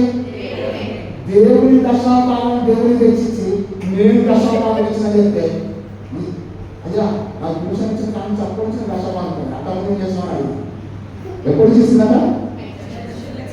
ట్యూషన్ ఇచ్చిన కానీ దశాభాగం అర్థం ఏం చేసినట్టు మీకు ఎలా అంటారు. సాగుతున్నా పెన్షన్ వచ్చేది దశాభాగం ఇస్తుంది. ఉద్యోగాలు ఉండాలని దశాభాగం ఇవ్వాలి. అవునా? ఎందుకు ఇవ్వాలి అసలు దశాభాగం? అంత అవసరమా? ఎందుకు ఇవ్వాలి? నువ్వు మీ కొరకు ఇవ్వబడిన నా శరీరంలో ఇది మీరు తిన్నప్పుడు మీరు నాకు జ్ఞాపకం చేసుకో. ఇది మీ కొరకు చిందింపబడుచున్నా. మీకు అర్థమైనా? విలువబడినాలే విలువబడుచున్నా. మీరు వాక్యం ఉంటారా సరిగా? ఇది మీ కొరకు విలువబడుచున్నా. విలువబడుచున్నా అంటే కంటిన్యూస్ ప్రాసెస్. మీ కొరకు విలువబడినా ఉండదు. ఇది మీ కొరకు చిందింపబడుచున్నా. తీసి వాక్యం తర్వాత చదువుకోండి. ఇది మీ కొరకు చిందింపబడినా ఉండదు. చిందింపబడినట్టు అయిపోయినట్టే. అవునా? చిందింపబడుచున్నంటే ఆ రోజు నుంచి ఈ రోజు అట్లా జరుగుతున్న పని. హల్లెలూయా. మీరు జ్ఞాపకం చేసుకోండి. ఈ యొక్క విలువైన సేవతో పాల్గొంటున్న ప్రతి ఒక్కరూ ఎవరి భాగాన్ని ఇవ్వాలి? ఎవరి భాగాన్ని ఇవ్వాలి? దేవుని భాగాన్ని ఇవ్వాలి. ఎవరికి ఇవ్వాలి? దేవుని భాగాన్ని దేవునికి ఇవ్వాలి తప్ప నేను దశమ భాగం ఇచ్చినాను చెప్పుకునే హక్కు నీకు లేదు అని చెప్పి జ్ఞాపకం చేస్తున్నాను. ఇది కాక నువ్వు ఏదన్నా ఒకటి నువ్వు ఇస్తే అది చెప్పాల్సిన అవసరం లేదు. మళ్ళీ చెప్తారు, ఇచ్చేటప్పుడు చెప్పాలి. చెప్పండి. నాట్లోకి వచ్చాడు మీరు 2-3 ఆరు 3 ఉంటారు. సాధించుకోడు సాధించబడు, సాధించబడు సమర్థించుకోడు. ఓకేనా? అట్లా నేను ఎందుకంటే దశామానం ఇచ్చినప్పుడు చెప్పడు, చెప్పినప్పుడు కూడా ఇవ్వడు. అవునా? ఇదే సమయంలో జ్ఞాపకం చేసుకోండి. ఆత్మసాలకు కూడా శరసాలం కాదు, శరణసాలకు కూడా ఆత్మసాలు కాదు. ఈరోజు దేవుడి విషయంలో చెప్పండి, నువ్వు తప్పనిసరిగా రొట్టె ద్రాక్షరసం తీసుకునే మనసాక్షిగా ప్రతి ఒక్కరు కూడా తప్పనిసరి అన్నింటిలో చూడండి. వార్తలు అబ్రహాం దశామానం ఇచ్చలేదు, అన్నింటిలో అంటే నీ సమయంలోనేది, నీ ఆలోచనలోనేది, నీ జీవితంలో ప్రతి దాంట్లో నువ్వు దశామానం చేయాలి. నువ్వు సంఘంలో కలవడిస్తే అది మోటార్ కానీ నువ్వు మోటార్ పంపిస్తే అది పర్వతాచల్లో దేవుడికి పెడతావు. దశాభాగం ఎవరు ఇవ్వాలి అంటే ఎవరివ్వాలి? దశాభాగం ఎవరివ్వాలి? రొట్టె ద్రాక్షరసం తీసుకున్న ప్రతి ఒక్కరు దశాభాగం తప్పకుండా ఇవ్వాలి. మీరు ఎప్పుడైనా మెజోరాం పట్టింది చూడండి. మెజోరాం తెలుసా మీకు? Aizawl is the capital of Mizoram. అక్కడ ఏ ఫార్మ్ పని ఉండదు. మీరు మొత్తం చూడండి. మీకు తెలుసుకోలేదో మన డిసెంబర్ 3 ఎలక్షన్స్ రిజల్ట్స్ వచ్చింది కదా, ఆ 3వ తారీఖు ఆదివారం వచ్చిందని చెప్పి వాళ్ళు ఏం చేశారు కదా, మెజోరాం వాళ్ళు మాకు 4వ తారీఖు రిజల్ట్స్ పెట్టండి, కౌంటింగ్ పెట్టండి, మాకు 3వ తారీఖు ఆదివారం వచ్చినాం. మనందరికేమో 3వ తారీఖు కౌంటింగ్ జరిగింది, మెజోరాం వాళ్ళకి 4వ తారీఖు కౌంటింగ్ జరిగింది. వాళ్ళు ఏమన్నారు సార్, మాకు ఆదివారం కాబట్టి మేము ప్రార్థనలు పెడతాము. వాళ్ళే గెలిచారు. ప్రభుత్వం వాళ్ళు చెప్పినట్టుగా విన్నది. ఈరోజు నేను చెప్తున్న మాట ఏంటంటే, మీరు ఏదైనా చేయాలనుకుంటే ఎవరిని అడగద్దు, ఎవరికి చెప్పద్దు. నువ్వు చేయాలనుకున్నావా దేవుడి సమయం చేసింది. అబ్రహాము ఒంటరిగా బయలుదేరాడు, విశ్వాసంతో బయలుదేరాడు. ఏ స్థాయికి వెళ్ళాడు? దేవుడికి దశాభాగం ఇచ్చే స్థాయికి వెళ్ళాడు. అవునా? అన్నింటిలో ఆ తర్వాత ఏదో మీరు 15 అధ్యాయం చూస్తే, అది 15 చూస్తే ఇది జరిగిన తర్వాత అశుద్ధాత్మలో ఎంత మంచిదంటే ప్రతి పదాలు కూడా కరెక్ట్గా వస్తాయి. ఏమన్నా సార్, ఇది జరిగిన తర్వాత ఏం జరిగిన తర్వాత? ఏం జరిగిన తర్వాత? పదివారం కాదు, రొట్టె ద్రాక్షరసం తీసుకున్న తర్వాత, ఆశీర్వాదాలు పొందిన తర్వాత, దశభాగము ఇచ్చిన తర్వాత, ఈ జరిగిన తర్వాత దేవుడు అయినటువంటి యెహోవా వాక్యం అబ్రాహాముకు ప్రత్యక్షమైంది. అప్పుడు చెప్పారంటే, నేను నువ్వు కేడున్నాను, నేను తోడంగా నీ యొక్క సంతానం ఆచరిస్తా, నీ గర్భాన్ని తెలుస్తా, నీ జీవితంలో గొప్ప కార్యాలు చేస్తాను చెప్పేస్తాను. 15వ అధ్యాయం తర్వాత మళ్ళీ మనం 18వ అధ్యాయం వస్తే అక్కడ మనం చేస్తాంటే ఇస్సాకు పోతాడు. అవునా? ఏమంటాడు? ఇస్సాకు కదా. మరుసటి సంవత్సరం రోజుకి మీ గర్భంలో ఇస్సాకు అంటే మూయబడ్డ గర్భము. హల్లెలూయా. జ్ఞాపకం చేస్తున్నాం. మీరు ఎప్పుడైతే దేవునికి ఇవ్వడం ప్రారంభించారో దేవుడు మీ జీవితంలో కార్యం చేయడం ప్రారంభించి ఇది జరిగిన తర్వాత అప్పుడు మూయబడ్డ గర్భం తెరవబడింది. అప్పుడు వాగ్దానం దేవుడు పెట్టాడు. ఇస్సాకు అని చెప్పి ఆయన పేరు పెట్టారు. అవునా? ఇప్పుడు ఇస్సాకు ఏమైందంటే 26వ అధ్యాయం అధికారంలో 12వ వచ్చాడు. దయచేసి ఇస్సాకు ఏం చేశాడు చూద్దాం. తెలియదా? దయచేసి మాస్టర్ చాలా మంచిగా మీరు ఆదికాండము 26:12లో ఇస్సాకు అదృష్టమై విత్తనం వేసి ఆ సంవత్సరం 300 ఫలం ఉన్నది. తండ్రి ఒక్కటైతే ఫలంతలయ్యారు. ఇస్సాకు అన్నాడు 300. హల్లెలూయా, హల్లెలూయా, హల్లెలూయా. మళ్ళీ జ్ఞాపకం చేస్తాము. ఇస్సాకు ఆ దేశంలో కాదు, ఇరాన్ దేశం. అది ఆ దేశంలో ఉండి ఏం చేశారు కదా, విత్తనం వేసి ఆ సంవత్సరం 300 ఫలం పొందాడు. ఎన్ని విత్తనాలు వేశారు? విత్తనం అంటే ఒకటి కదా, విత్తనం అంటే ఒకటి కదా. ఆ విత్తనం ఏముంది? జీవం ఉంది. ఆ విత్తనం ఏముంది? జీవం ఉంది. There is a seed, there is a life. కదా. ఆ విత్తనంలో ఏముంది? జీవం ఉంది. ఆ జీవమే ఆ విత్తనాన్ని ఫలించేలా చేసింది. అవునా? ఆ విత్తనం వేస్తే ఆ సంవత్సరాల ముందు ఎంత తీసుకున్నాడు? 100. అంటే ఒక విత్తనం ఇస్తాంది 99 విత్తనాలు దేవుడు ఇచ్చింది. ఒప్పుకున్నా ఒప్పుకోలేదా? మీరు ఒప్పుకున్నా నాకు తెలుసు. కళాకారం చెప్పాక వేరేగా ఒక విత్తనము ఇస్తాంది 99 విత్తనాలు దేవుడు. ఒకవేళ ఈ ఒక్క విత్తనం వేయకపోతే ఎన్ని నష్టం జరిగింది? 99 ఆశీర్వాదాలు పోగొట్టుకుంటున్నాం. మీకు బయలుదేరి ప్రార్థన చేస్తున్నాం. ఒక్క విత్తనం వేస్తే ఇస్సాకు ఒక్క విత్తనం వేస్తే 99 విత్తనాలు దేవుడు కలిపి ఎవరికి ఇచ్చాడు? అది ఇస్సాకు విత్తనం ఎవరికి ఇచ్చాడు? ఇస్సాకే ఇచ్చాడు. అవునా? ఇస్సాకు వేసిన విత్తనానికే 99 విత్తనాలు కలిపి 100 విత్తనాలు ఇచ్చేసాడు. ఇప్పుడు 100 విత్తనాలు ఎవరి చేతులు ఉన్నాయి? ఇస్సాకు చేతులు ఉన్నాయి. ఇస్సాకు వేసిన విత్తనం ఎవరి చేతులు ఉంది? ఇస్సాకు చేతులు ఉంది. అవునా? నువ్వు ఒక్క విత్తనం వేయకపోతే 99 ఆశీర్వాదాల దరిద్రం వస్తుంది. ఎందుకంటే నేను ఎక్కువ తెలుగులో చెప్పాను.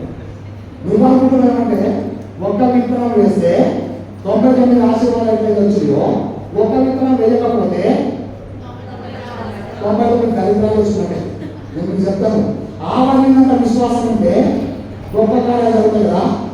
ఆవరణంత అవిశ్వాసం ఉంటే కూడా అంత దరిద్రం వస్తుంది. మీకు చెప్తాను. మన నోటితోటి ఆశీర్వాదం పలికితే ఆశీర్వాదమైనప్పుడు శాపం పలికితే అవదా? ఈ మధ్యలో ఒక బాబుని వాళ్ళ అమ్మ తిరుగుతూ అక్కడ కోతి మొహమ్మద్ అంటున్నాడు. కోతి మొహమ్మద్ అని చెప్తే మమ్మీ ఎందుకు తిరుగుతావు మమ్మీ? ఈరోజు పొద్దున మా టీచర్ ఏమని తెలుసా? You are just like your mother అన్నారు. ఏమన్నది? నాకు అచ్చం నమ్మడానికి ఉన్నాను. అలా మేము తిరుగుతుంది కోతి మొహమ్మద్ అని చెప్తాను. ఇప్పుడు తల్లి ఏం చేస్తాడంటే తన మొత్తాన్ని అర్థం చూసుకోవాలి. అవునా? కరెక్టేనా?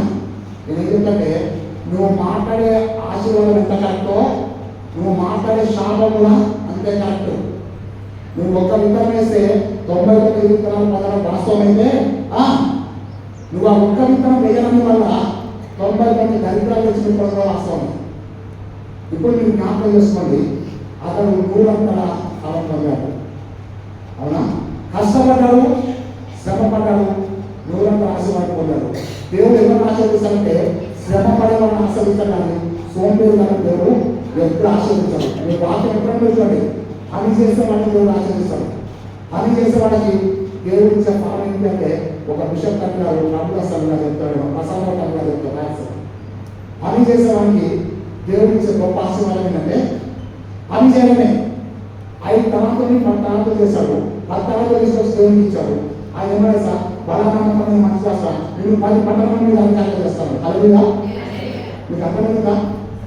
ఈ 10లో నమ్మకం ఉన్నారు. పని చేసుకుని దేవుడు ఇచ్చే ప్రతిఫలం ఏంటి? పని చేయడమే. పని ఎవరికి అప్పచెప్తాం? పని చేసేవాడికి అప్పచెప్తాం. అవునా? ఈ వార్త చెప్పినాక కొన్ని నెలలు జరగానే మన బిషప్ గారికి మెదక్కాయ అప్పచెప్పారు. దాన్ని నేనే సాక్ష్యం. కాకపోతే మేము ఇద్దరు క్లాస్మేట్స్ ఒకే దగ్గర చదువుకున్నాం. ఒక మంచి కలిసి ఉన్నాం. ప్రత్యేక చెప్పిన తండ్రి గారు ప్రసాదరావు తండ్రి గారు చెప్పిన నీకు గుర్తున్నానండి. ఒకటే చెప్పిన పని చేసేవాడికి దేవుడు ఏం చేస్తాడు? పని చేయాలని చెప్తాడు తప్ప సోమవారం తీసుకొచ్చి పనికి పెట్టుకోవాలి. ఎవరు పెట్టుకోవాలి? మనం పెట్టుకుంటాం. మా పని చేయడానికి కూలికి వాళ్ళని చూపిస్తారా? మీరు ఆలోచించండి. మనమే పని చేసేవాళ్ళు కావాలనుకున్నప్పుడు నిన్ను దేవుడు కలిగించిపెట్టారు. ఇస్సాకు ఆ దేశంలో ఉన్నవాడే ఒళ్ళు ఇచ్చి పని చేసుకొని ఒక విత్తనం వేశారు. దేవుడు ఏం చేశాడు? 100 ఫలాన్ని ఇచ్చారు. ఇప్పుడు మీకు ఏంటంటే ఒక విత్తనం ఎవరైనా చెప్పారు విత్తనాలు ఇస్సాకుకి 99 విత్తనాలు దేవుడి, మొత్తం 100 విత్తనాలు దేవుడు ఇస్సాకు ఇచ్చాడు. మరి అసలు ఆ ఇస్సాకు చేతిలో ఉన్న విత్తనాన్ని సృష్టికర్త ఎవరు? అంతేనా? మరి అప్పుడు విత్తనం ఉన్నది మరి విత్తనాక ఇస్సాకు చెప్పినట్టు ఇస్సాకు అనుకుంటున్నాడా? ఏమని వీళ్ళనే ఈ విత్తనం నాది, నేను ఒక విత్తనం వేసినా. అసలు ఆ విత్తనాన్ని సృష్టికర్త ఎవరు? ఆ విత్తనంలో జీవం పెట్టింది ఎవరు? దేవుడు. అన్నా దేవుడు దేవుడు దేవుడు మరి మంచి పడుతుంది చాలా మంచోడు. నేను చెప్పిన ప్రతిదాన్ని దేవుడు దేవుడు దేవుడు అంటారు కదా. విత్తనం ఎవరిది? విత్తనం సృష్టికర్త ఎవరు? ఆ విత్తనం జీవం ఎవరు? కానీ ఇస్సాకు అంటే ఈ విత్తనము నాది అనుకుంటున్నాను. ఆయన విత్తనం సృష్టికర్త కాదు, దాంట్లో జీవం కాదు అంటే అర్థమైంది సార్. దేవుడు ఇచ్చిన విత్తనం కూడా నువ్వు నా విత్తనం అనుకుంటున్నావు తప్ప అసలు ఆ విత్తనం కూడా దేవుడిని అసలు తెలుసు. అసలు 100 విత్తనాలు దేవుని నువ్వు అనుకుంటే నేను ఒక విత్తనం వేస్తే 100 విత్తనాలు వచ్చినాను. నువ్వు వేస్తే రాలేదు. ఆ విత్తనం సృష్టికర్తున్నాడు, ఆ విత్తనం రాయింది. అవునా? ఈరోజు నువ్వు ఏదైతే అర్పణ వేస్తున్నా అనుకుంటావు కానీ నువ్వు ఆ అర్పణ వేయకముందు ఆ అర్పణ సృష్టికర్త ఎవరు? దేవుడు. అవునా? నువ్వు ఒకవేళ 50,000 తీసుకొచ్చిన అనుకున్నావు, ఆ 50,000 ప్రింటింగ్ గవర్నమెంట్. అవునా? అది ఇచ్చింది ఎవరు? దాని పేరు ఈ తల్లిని సృష్టికర్త అసలు దేవుడు. అవునా? అసలు నువ్వే బ్రతుకునకపోతే నీ అర్పణ దేవునికి వస్తుంది. ఆలోచించి నీ ప్రాణం ఎవరి స్వాధీనం చేస్తా. అవునా? అందుకే చెప్తున్నా వెలువాడ ఈ రాత్రి నీ ప్రాణము అడుగు సున్నా రూనా ఉన్నా రూ అడుగుతున్నా రూ రాకొనిస్తే రూ నాకొనిస్తే నువ్వు కాదు. రాకొనిస్తే రూ మీరు తీసి చదవండి. ఏమండి? వెర్రివాడా ఈ రాత్రి నీ ప్రాణము అడుగుతున్న రాకొనిస్తే రూ. అమ్మా నిన్న అక్కడ పిలుస్తున్నారా? ఎవరు పిలుస్తున్నారంటే నేను రాగలను కదా. మీరు అక్కడ అయ్యారు మిమ్మల్ని పిలుస్తున్నారా అంటే అక్కడ పిలుచుకోవడం ఎవరు ఉన్నారు? నేను మీకు చెప్తున్నానంట మిమ్మల్ని ఎవరో పిలుస్తున్నారు అంటే నేను రాగలను. చాలా మంది అయ్యారు ఆ రాని ఏం చేస్తారంటే నువ్వుగా చేసి నువ్వనే ప్రసంగం చేస్తాను. ఇప్పుడు కూడా మీరు ఎక్కడ వినండి. నేనేం చెప్తాను, యెహోవా గ్రంథం పరిశీలించి చదువుకోండి. అసలు వాటి పేరే వెర్రివాడు. వెర్రివాడిని దేవుడిని పిలుస్తాడు. వెర్రివాడ ఈ రాత్రి నీ ప్రాణము అడుగుతున్నా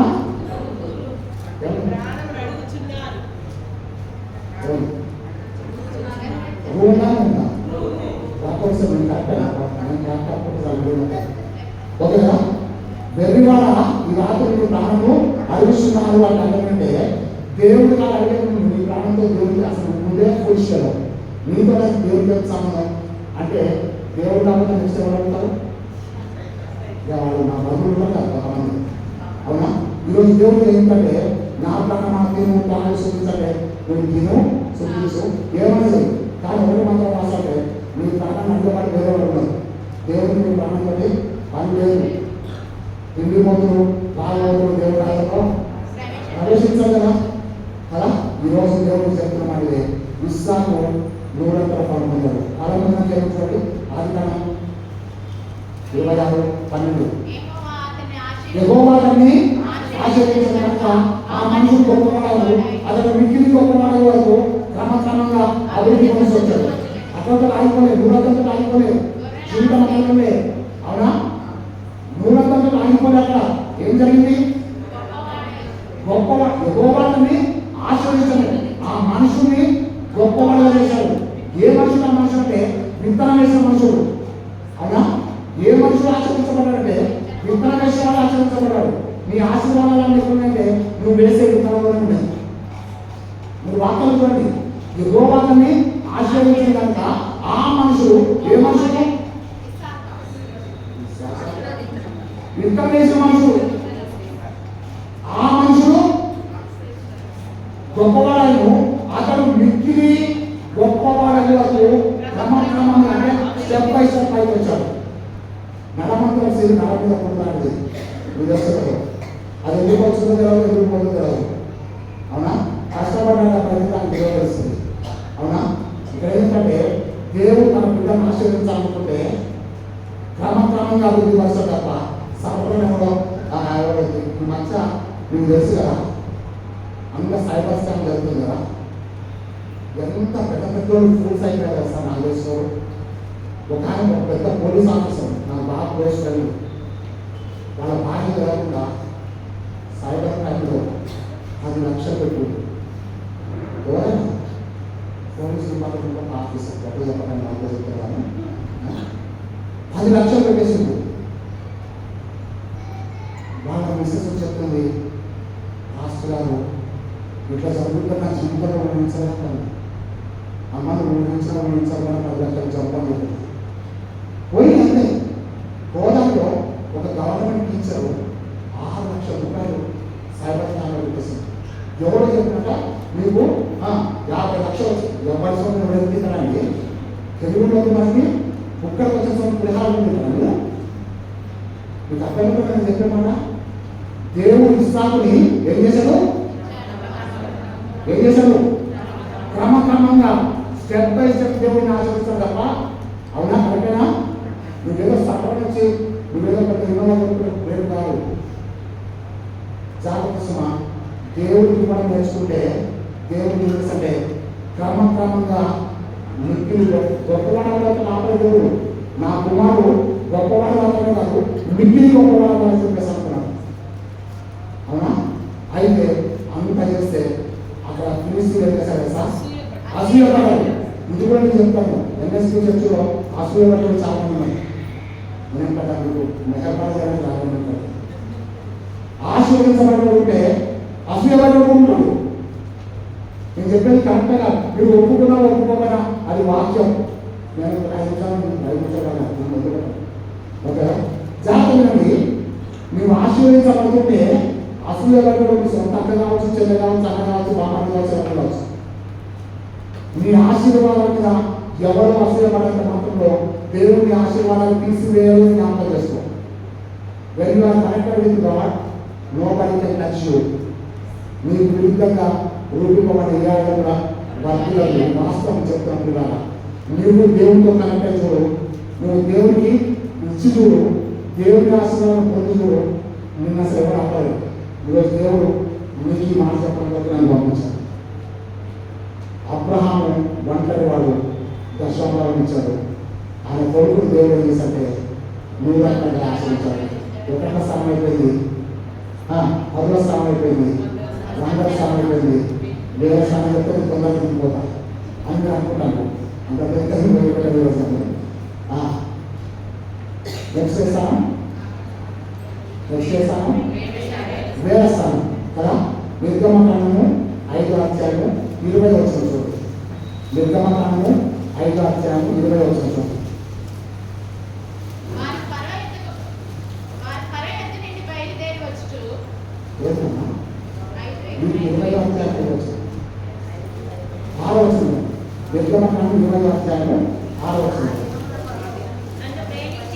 నన్ను ప్రేమించి ఎక్సోడస్ 20:6 ఓకేనా. నన్ను ప్రేమించి నా ఆజ్ఞలు వారిని 1000 తరములకు ఆశీర్వదిస్తాను. హల్లెలూయా, హల్లెలూయా, హల్లెలూయా. బాగా గుర్తుపెట్టుకోండి, ఇవన్నీ ఒకదానికొకటి కనెక్ట్ అయ్యి.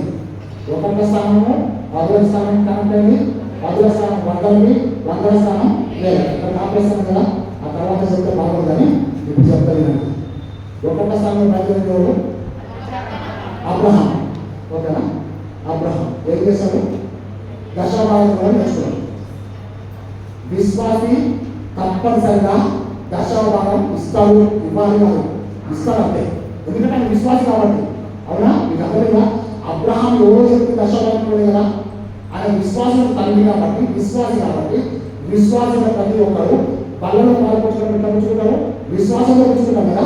అవునా? విశ్వాసంలో పుచ్చుకుంటే దగ్గర విశ్వాసంతో పుచ్చుకున్నప్పుడు విశ్వాసి తప్పకుండా తన దశమభాగము దేవునికి ఇచ్చేస్తాడు. ఓకేనా. ఈ విశ్వాస యొక్క కుమారుడే ఇస్సాకు. అవునా? ఇస్సాకు అంటే వాగ్దానం ఉంటుంది. అవునా? విశ్వాసం దేవుడు ఇచ్చేటువంటి వాగ్దానం ఏంటంటే వాగ్దానం. మీరు జనరల్ ఫస్ట్ వాగ్దానం కనిపిస్తుంది కదా, విశ్వాసంతో తీసుకుంటారు, విశ్వాసం ఎక్కడ తీసుకుంటారు? ఫస్ట్ విశ్వాసం తర్వాతనే వాగ్దానం. ప్రభా యేసు రక్తం చేయండి, అయ్యా నాకు ఈ సమయం రావాలి. ఏం రక్తం రావాలి చెప్పండి, ఏం రక్తం రావాలి? మరి పోయినసారి వచ్చింది అవునా? మీకు అర్థం కదా? పోయినసారి నిజం మాట్లాడుతున్నారు కదా, అయ్యా ఈ సంవత్సరం నాకు మంచి వాగ్దానం రావాలి, నా కళ్ళు పుస్తకం యేసు రక్తం చేయండి, యేసు రక్తం చేయండి చేసి దాన్ని పక్కన మళ్ళీ పెట్టడం దాన్ని బైబిల్ ఉండదు. ఈ వాగ్దానాన్ని ఎటువంటి స్టార్ట్ చేసే దశమి సంగతి బైబిల్, మన బైబిల్ వచ్చేది మీ చేతిలోనే ఉంది. మీ చేతిలో బైబిల్ చేసి దాన్ని వాగ్దానం చేసి అక్కడ పెడితే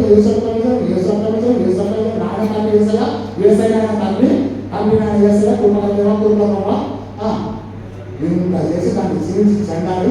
అప్పుడు ఆ వాగ్దానం చేస్తే నేను విలువలు అక్క ఈసారి దేవుడి నుంచి నాకు నేను విలువను చూడగానే చాలా సంతోషం అనిపిస్తున్నాక అది ఆల్రెడీ బయట ఉందన్నాక తెలుసుకోలేదు. మీకు ఎంత చెప్పలేదు అవునా? విశ్వాసం తండ్రి అబ్రహాం అయితే అబ్రహాం దేవుడు వాగ్దానం మనకు గుర్తుని ఇచ్చాడు. విశ్వాసి దేవుడు ఇస్తాడు, వాగ్దానం ఇస్తాడు. ఆ వాగ్దానం ఏమంటారు? వాగ్దానంగా 100 అంటారు. విశ్వాసి 10 అంటారు, వాగ్దానము 100 అంటారు. కారణం చేస్తా ఇస్సాకు పొలంలో ఉండి ధ్యానిస్తున్నాడు. అవునా? వాగ్దానం పొందిన వాళ్ళు వాక్యాన్ని ధ్యానిస్తారు. అవునా? ధ్యానించేవాడిని దేవుడు 100 అంతగా అభిప్రాయిస్తాడు. ఈ వాగ్దానము 100 అంటారు. ఈ వాగ్దానం పుత్రుడైన ఇస్సాకు యొక్క పుత్రుడే యాకోబు. యాకోబు ఇంకోబేనే ఇశ్రాయేలు. ఏలంటే దేవుడు అని అంటారు. అవునా? ఈ ఇశ్రాయేలు దేవుడు ఎందుకంటే ఇశ్రాయేలు అన్నవాడు ఒక వ్యక్తి, ఒక కుటుంబము, ఒక జనాంగము కదా, ఒక దేశం. ఇప్పుడు ఇశ్రాయేలు అనేది దేశం. అవునా? కరెక్టేనా? ఇప్పుడు ఎందుకంటే ఇశ్రాయేలు అనే వ్యక్తికి అతడు జనాంగం అయినాక దేవుడు ధర్మశాస్త్రం దాని అంటే నన్ను ప్రేమించిన వాడిని 1000 తరగతి వరకు కనిపిస్తాడు. ఎవరికి కనిపిస్తాడా? ప్రేమించేవాడు. అవునా? మీకు 3 విషయాలు చెప్తాను. అబ్రహాం విశ్వాసంతో ఉన్నారు, విశ్వాసం వాక్యాన్ని ధ్యానించేవాడిగా ఉన్నారు, యాకోబు దేవుని ప్రేమించేవాడిగా ఉన్నారు. విశ్వాసము, వాక్య ధ్యానము, తర్వాత ప్రేమ. ఇప్పుడు చెప్తే ప్రేమించేవాడు 1000 తరాలు ఆచరించేవాడు. ఈరోజు మనం ఇక్కడ కూర్చున్నాం కదా, మన తరంలో ఎంతమంది ప్రార్థన చేసేవారు, ఎంతమంది ఆయన వచ్చిన వాక్యం ఉంటారు, ఎంతమంది సాగు ప్రభావ ఈ సంఘాన్ని ఆశ్రయించమన్నారో వారి పోకల ప్రార్థన ఈరోజు ఇంత పెద్ద సంఘంగా మార్చబడుతుంది. అవునా? కరెక్ట్గా మీకు అర్థమైనా?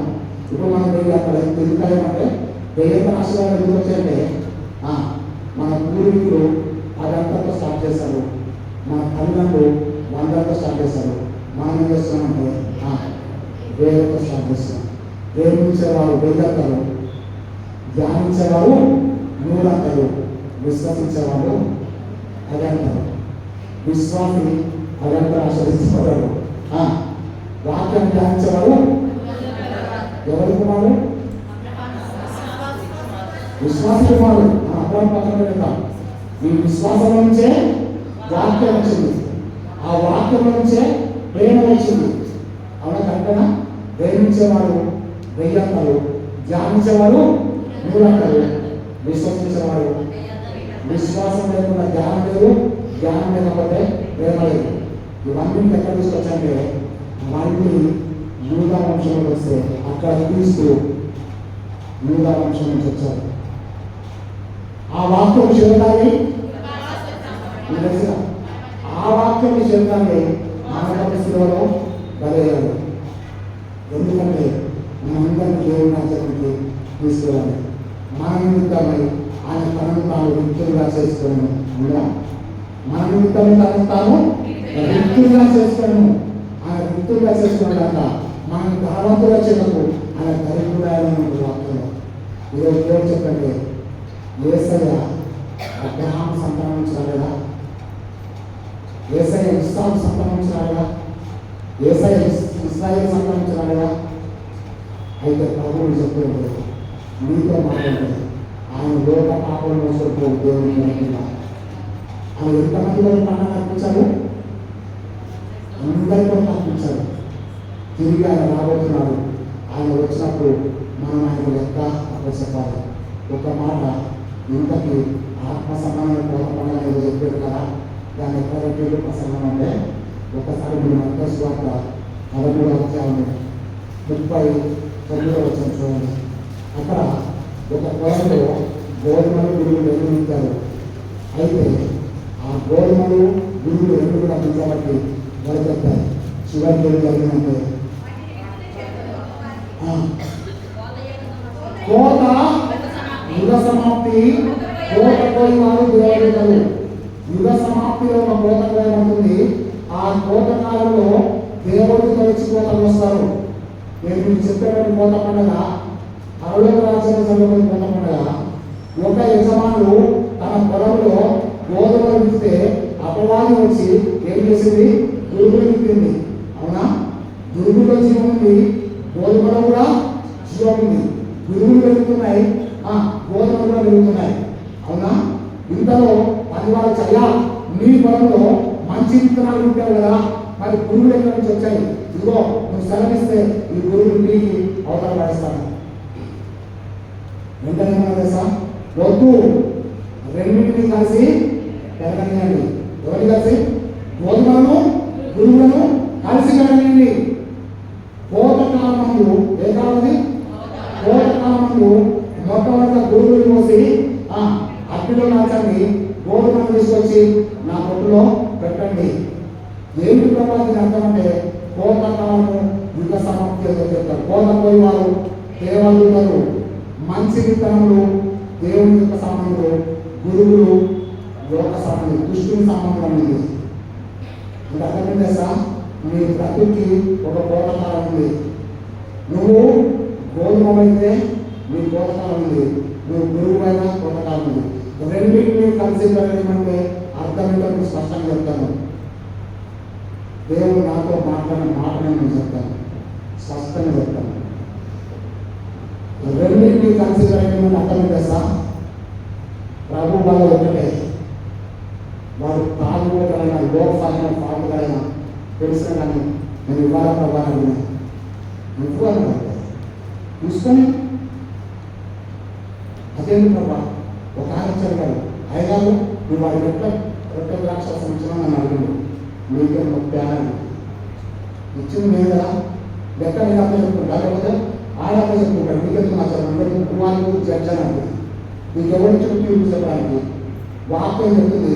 గోధుమలైనా నీళ్ళు పెట్టు, గురువులైనా నీళ్ళు పెట్టు, రెండింటినీ కలిసి పెరగని. పొలం అనేది దేవుడి, అవునా? పొలము దేవుడి. ఆ దేవుడే చెప్తున్నామంటే సంఘం అనేది దేవుడు తన స్వంత నుంచి సంపాదించుకున్న తన సంఘం. చలో నువ్వు గోధుమైనా వచ్చి రొట్టె ద్రాక్షలు తీసుకోవాలి, నువ్వు గురువులైనా రొట్టె ద్రాక్షలు తీసుకోవాలి. కానీ there is a day of judgment in your life. నీకు కోటకాలం ఉంది. ఆ రోజు నువ్వు కోయబడతావు. కోయబడిన తర్వాత అయితే నువ్వు నిత్య జీవానికి వెళ్ళాలి, లేకపోతే నువ్వు నిత్య నరకానికి వెళ్ళాలి. అప్పుడు ప్రభానికి దశాపాలం ఇచ్చిన కదా, ఆయన చెప్తే ఆ చర్చి కన్స్ట్రక్షన్కి ఎంట్రన్స్ డోర్ గుమ్మంతో సహా నేనే ఇచ్చిందంటే ఆ గుమ్మం అక్కడ ఉంది, ఒక పక్కన పడుకున్నట్టు. ఈరోజు దేవుడు చెప్తుంటే there is a judgment in your life. కోటకాల పండుగ గురించి చెప్పడానికి నేను ఇక్కడ రాలేదు. నీ జీవితంలో తీర్పు ఉంది. నువ్వు అయితే గోధుమై ఉండాలి, లేకపోతే గురువు ఉండాలి. గోధుమలో జీవం ఉంది, గురువులో జీవం ఉంది. రెండు కలిసి పెరుగుతున్నాయి. ప్రభు చెప్తున్నామంటే రెండింటినీ కలిసి పెరగని. మారు మనసు లేదని అనుకుంటున్నావా? నువ్వు వాడు వచ్చిన కష్టం పర్వాలేదు. కానీ గోధుమలు చివరి వరకు కూడా గోధుమలుగా ఉన్నాయి, గురువులు చివరి వరకు కూడా గురువులుగా ఉన్నాయి. ఎన్ని సంవత్సరాల నుంచి నువ్వు ఎన్ఎస్సీ చేసే సంఘ సభ్యులలో సభ్యులలో నాకు తెలియదు. కాబట్టి మాత్రం వాస్తవం ఈ సభ్యులతో మొత్తం ఇక్కడ సభ్యులు కానీ అందులో ఖర్చులు చెల్లదని నాకు తెలుస్తున్నాను. స్నేహితుల అమ్మలారా, నా తల్లులారా, అందరికీ ఒక్కసారి మనస్ఫూర్తి చెప్తాను. దేవుడు నన్ను కూర్చుని ఒకటే, డిసైడ్ యువర్ సెల్ఫ్. నువ్వు గోధుమ అయితే నీకు తెలుసు, నువ్వు గోధుమ తెలుసు. నువ్వు గురువు అయితే కూడా నువ్వు గురువు అనేది తెలుసు. గురువు గోధుమలాగా నటించొచ్చారు, కానీ గోధుమ మాత్రం గురువులాగా కూడా నటించదు. కాకి పావురంలాగా నటిస్తారు, కానీ పావురం కూడా కాకిలాగా నటించదు.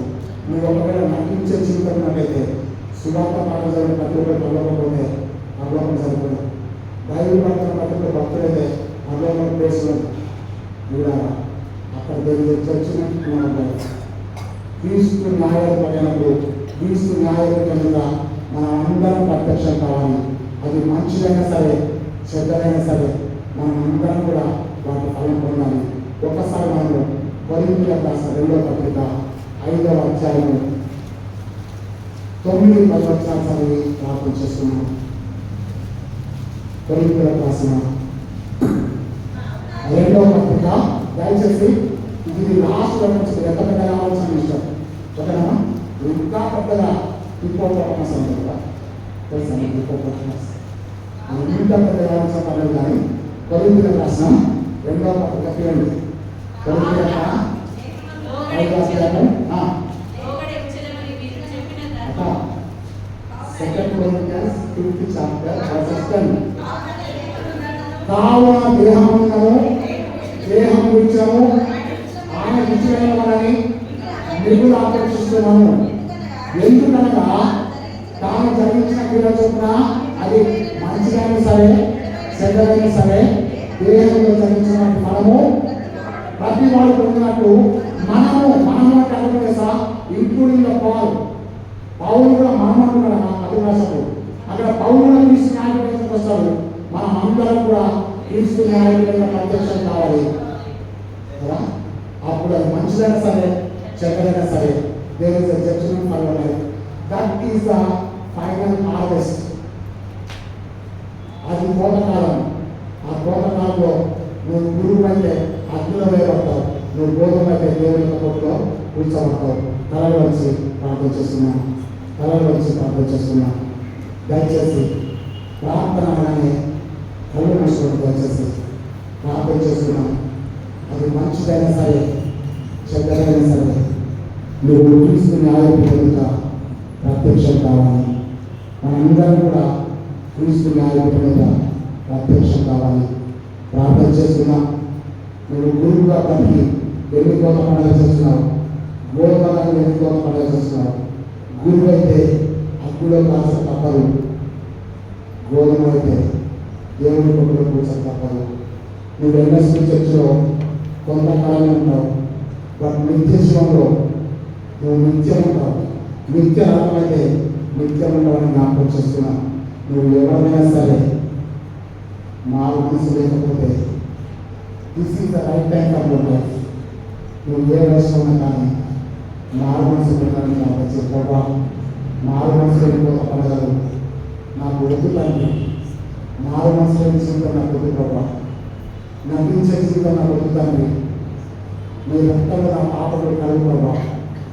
దావీదు చెప్పినట్టుగా నేను నీకు విరుద్ధంగా పాపం చేశాను ప్రభా. నా పాపము క్షమించు ప్రభా అని ప్రార్థించండి. ఇదిగో this is the last harvest your life. ఇది మీరు నా కోటకాలంలో తీసివేసుకోవాలైతే మీ జీవితంలో పండుగలని జ్ఞాపకం చేసుకో. ఒకట్ల స్థానంలో వాళ్ళు విశ్వాసాలు మార్చబడి 100వ స్థానం వచ్చారు. విశ్వాసులు వాగ్దానం చేయడం 300 పొందారు. 300 పొందిన వారు దేవుని ప్రేమించి దేవుని ఆశ్రయించబడ్డారు. ఈరోజు నువ్వు ఏ అంతలో నువ్వు ఆలోచన చేసుకో. మోసపోయి దేవుడు వ్యక్తించగలడు. మనుషులు దేవుడు ఇస్తాడు, ఆ పంట తప్పకుండా వస్తాడు. నువ్వు ప్రభు బలలో పాల్పంచుకుంటే దశాంబాలను తప్పకుండా ఇవ్వాలి. దశాంబాలను ఇవ్వని వారికి ప్రభు బలలో పాల్పంచుకునే భాగం లేదని జ్ఞాపకం చేస్తున్నాను. నువ్వు విశ్వాసం అయితే తప్ప నీ కొడుకు వాగ్దానంగా ఉంటాడు. నీ కొడుకు వాగ్దానం అయితే నీ మనవడు ఆశీర్వాదంగా మార్చబడ్డాడు. నువ్వు విశ్వాసంగా ఉంటావా, వాగ్దానంగా ఉంటావా, ప్రేమించేవాడిగా ఉంటావా? ఒక్కసారి ఆలోచన చేసుకోవాలి. ప్రార్థించుతాను. పరిశుద్ధుడైన జీవాత్మకమైన సేవను స్తోత్రం చేస్తున్నాను. మీ పరిశుద్ధ సభలో ప్రార్థించే మమ్మలను మా జీవితాలను ఆలోచించి మీ కృపలు జ్ఞాపకం చేసుకోండి. నువ్వు సేవలో కాల్చిన ప్రతి రక్తపు బిల్లును బట్టి మా బ్రతుకులపై ప్రక్షాళన చేసి రహస్యమైన మా జీవితాలను మీ పరిశుద్ధాత్మతో అభిషేకించి మా సిద్ధపాటు నిర్దిష్ట అంగీకారాలను మా అర్పణ తిరిగి ప్రతిష్ఠించమని సంఘమంతా మీ సేవకుని